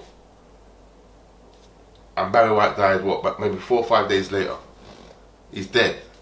I'm on a machine charge. Yes, Barry White's machine. Yeah, my uncle, tell them, we borrowed the car, boom, Barry White had the machine, the nephew got nicked, Barry White came around the house, said, I'm so sorry, I left the machine in the car, your nephew got nicked. I'm like, call Barry White's handlers. Yeah, that's what I'm telling the lawyers, get in contact with Barry White's handlers, yeah, because I want to know what's going on, why has he got guns, leaving the guns in cars, and now I'm getting nicked. When I got to court, they went, go home. Shut up, it worked, that's sick. Do you get it? But here what it is. Informer, do you get it? 100% informer, registered, no long thing. Not everybody, it's but these platforms don't know this. And they got loads of guys on their platforms like that. Yeah, they need to do a bit of research before they fucking put something out. Bro, they're just caught up in the hype, bro. Just attention thing. Attention, bro. But why hiding? And what I say to all of them is, don't get hiding your face, I don't want to chat to you. But I think, like you said, with the re-releasing the second book with your own audio, I think that would be a great plan, and I think there's no time like the present. I think with your stuff starting to pop off now in a big way, catch some momentum, I think it would garner more interest than the first time it came out, especially with you able to push it. I know obviously you had a team, but with you able to push it yourself, there's no one better than yourself, is there, to push your own stuff. And I look forward to seeing the response and how far that gets out there in the future. And so talk to me about your plans though for the future, and future books. You mentioned the film stuff. You've been writing some scripts, any TV stuff, music stuff. I know you've got a hand in the music game as well. Talk to me about all your future plans then. Yeah, well, obviously the long-term goal is always, and short-term goal is to make feature films of substance, to get story and character up onto the big screen. So yeah, my plan is to shoot a feature film pilot. That's within the next couple months. We've got a 10k budget. That's for a film called, initially called Blowback, but it's now called Osman. Obviously I've got Audio Book 3 coming out.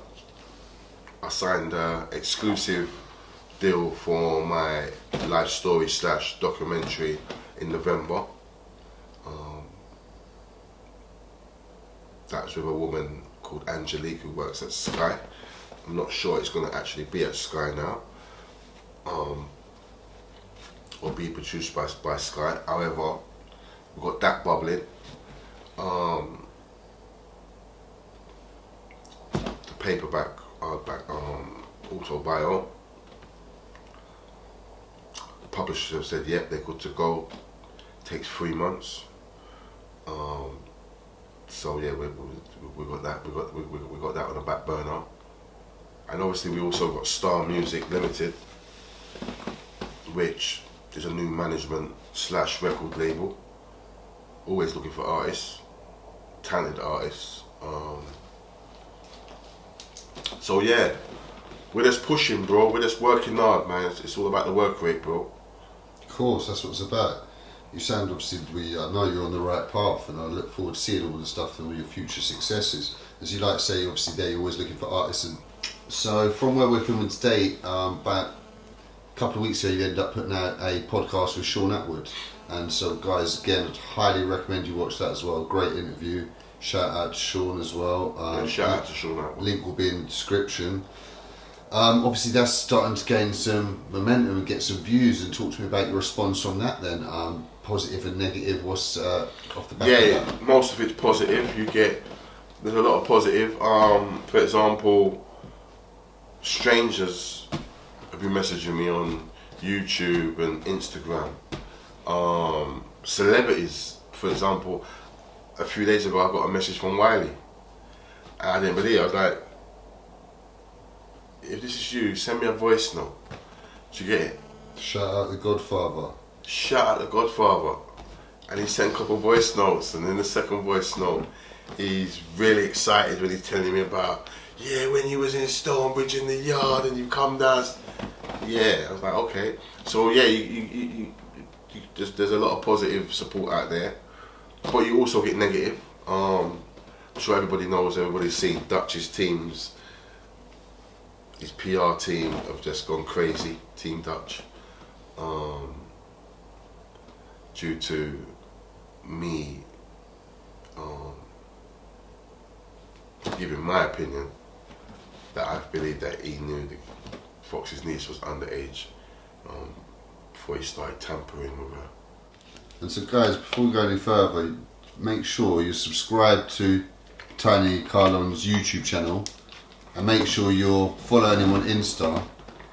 Links will both be in the description, because you don't know what things might be coming out on his channels down the line. I'm sure there's going to be an in-depth explanation to any situations, and maybe more revelations coming out through certain voices or certain other things. There's certainly going to be lots of exciting stuff on there in the future. So it's going to be a madness. Like I said, really looking forward to everything that you've got going on in the future. Hopefully we're going to have lots of stuff going on together in the future as well.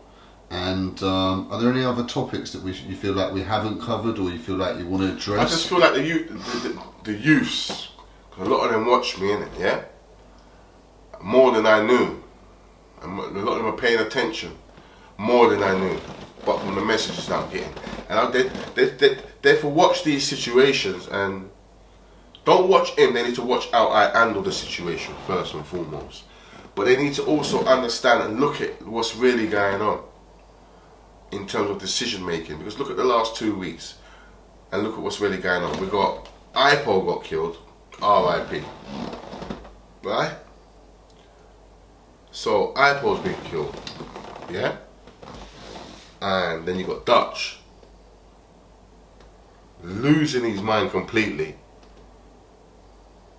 and sending a message to Asco saying your boy got blammed, i.e. your boy got touched. I've never heard something so crazy. Who does that? Do you get it? Yeah? And then that runs side by side with Marvin, and I'm calling his name now, yeah? And Team Dutch posting up R.I.P. Fox the other day, yeah? When that same PR team with Marvin badding up Fox's kids, disrespecting Fox's kids, yeah? Because he's not here, when they couldn't even breathe when Fox was here. Do you get it? So you ain't got no relationship with the family. You're disrespecting the family. Even on the voice notes, he disrespects the family. You've heard them. Mm-hmm. Yeah, they've got to sit there and watch you posting up their thing, knowing that his management team. This is what the kids know. Knowing that the management team had something to do with their father's death, because that's what they believe. I've spoke to them, Kai, and that's what you believe, the PR team. Because I've got that. Yeah, you told me that. So why are you torturing Fox's kids and tormenting them? But it's that same behaviour. Why are you sending a message to Asco? You're a scumbag. Because no one wishes death on no one, right? And we definitely don't rejoice in a man's death either. Worse is not even a man you really... Do you get it? And that's what a man needs to realise. That's the kind of human being you're dealing with. I don't deal with human beings like that, bro. Do you get it? In my whole life, yeah, all day, innit? Yeah, quickly. This is 2022, bro. Spotlight, do you get it? I don't deal with people like that who can't articulate a sentence or can't even say a sentence without effing and blinding. Spitting on the net and shouting and screaming and making threats and then, you know, trying to create scenarios. I ain't got time for that. I work too hard. Do you get it? So I just want to youth them to watch these scenarios and watch how these guys are moving and know, yeah, move different. Do you get it? It's all a lie. Do you get it? That's what I want. I just want to youth them to know the game's a lie. Don't follow these new Instagram social media bad boys.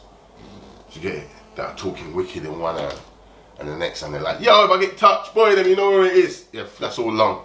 Do you understand? That's lay. Do you get it? Whereas, because you heard that, didn't you? And I'm just like, bro, first and foremost, you cannot, and another thing, do not listen to my books, my audio books, or my stories online and feel that's me now. That's not me now. Do you get it? That's me 20 years ago. I'm just giving you the story now. We've evolved since then. We've grown since then. We're doing different stuff. Do you understand where I'm coming from? I think a lot of people get caught up in, yeah, that's him now. Yeah, so big up all the man them, big up all the youth them, big up all the man them in Bing. Yeah? You know the thing. Study hard, train hard. Yeah, and learn how to fucking cook. Well, yeah, like I said, absolute blessing for the opportunity. R.I.P. Sparks, R.I.P. Fox, Duffus, R.I.P. I'm gonna big up Penny, Bad Boy. I'm gonna big up little Andy. Yeah, legends. Big up, yeah. Uvu, R.I.P. How you mean? 100%. Yeah, come on, man. R.I.P. all the fallen soldiers out there. And so on the social media thing, let's remind people, like I said, they'll all be in the description. But the YouTube Game Changing Moment, Instagram GCM Ent, website GCM Ent group, is it them? Group, yes, group.com. That's right. So guys, like I said, everything will be in the description. Go over, check that out. Go and support the books, you know. Look out for the new books coming out down the line, and get onto his YouTube because he's got some real good content over the last few months, and obviously lots more coming in the future. Some gory prison stories that hasn't even spoken about on here, some exclusive stuff that you'll see on his channel.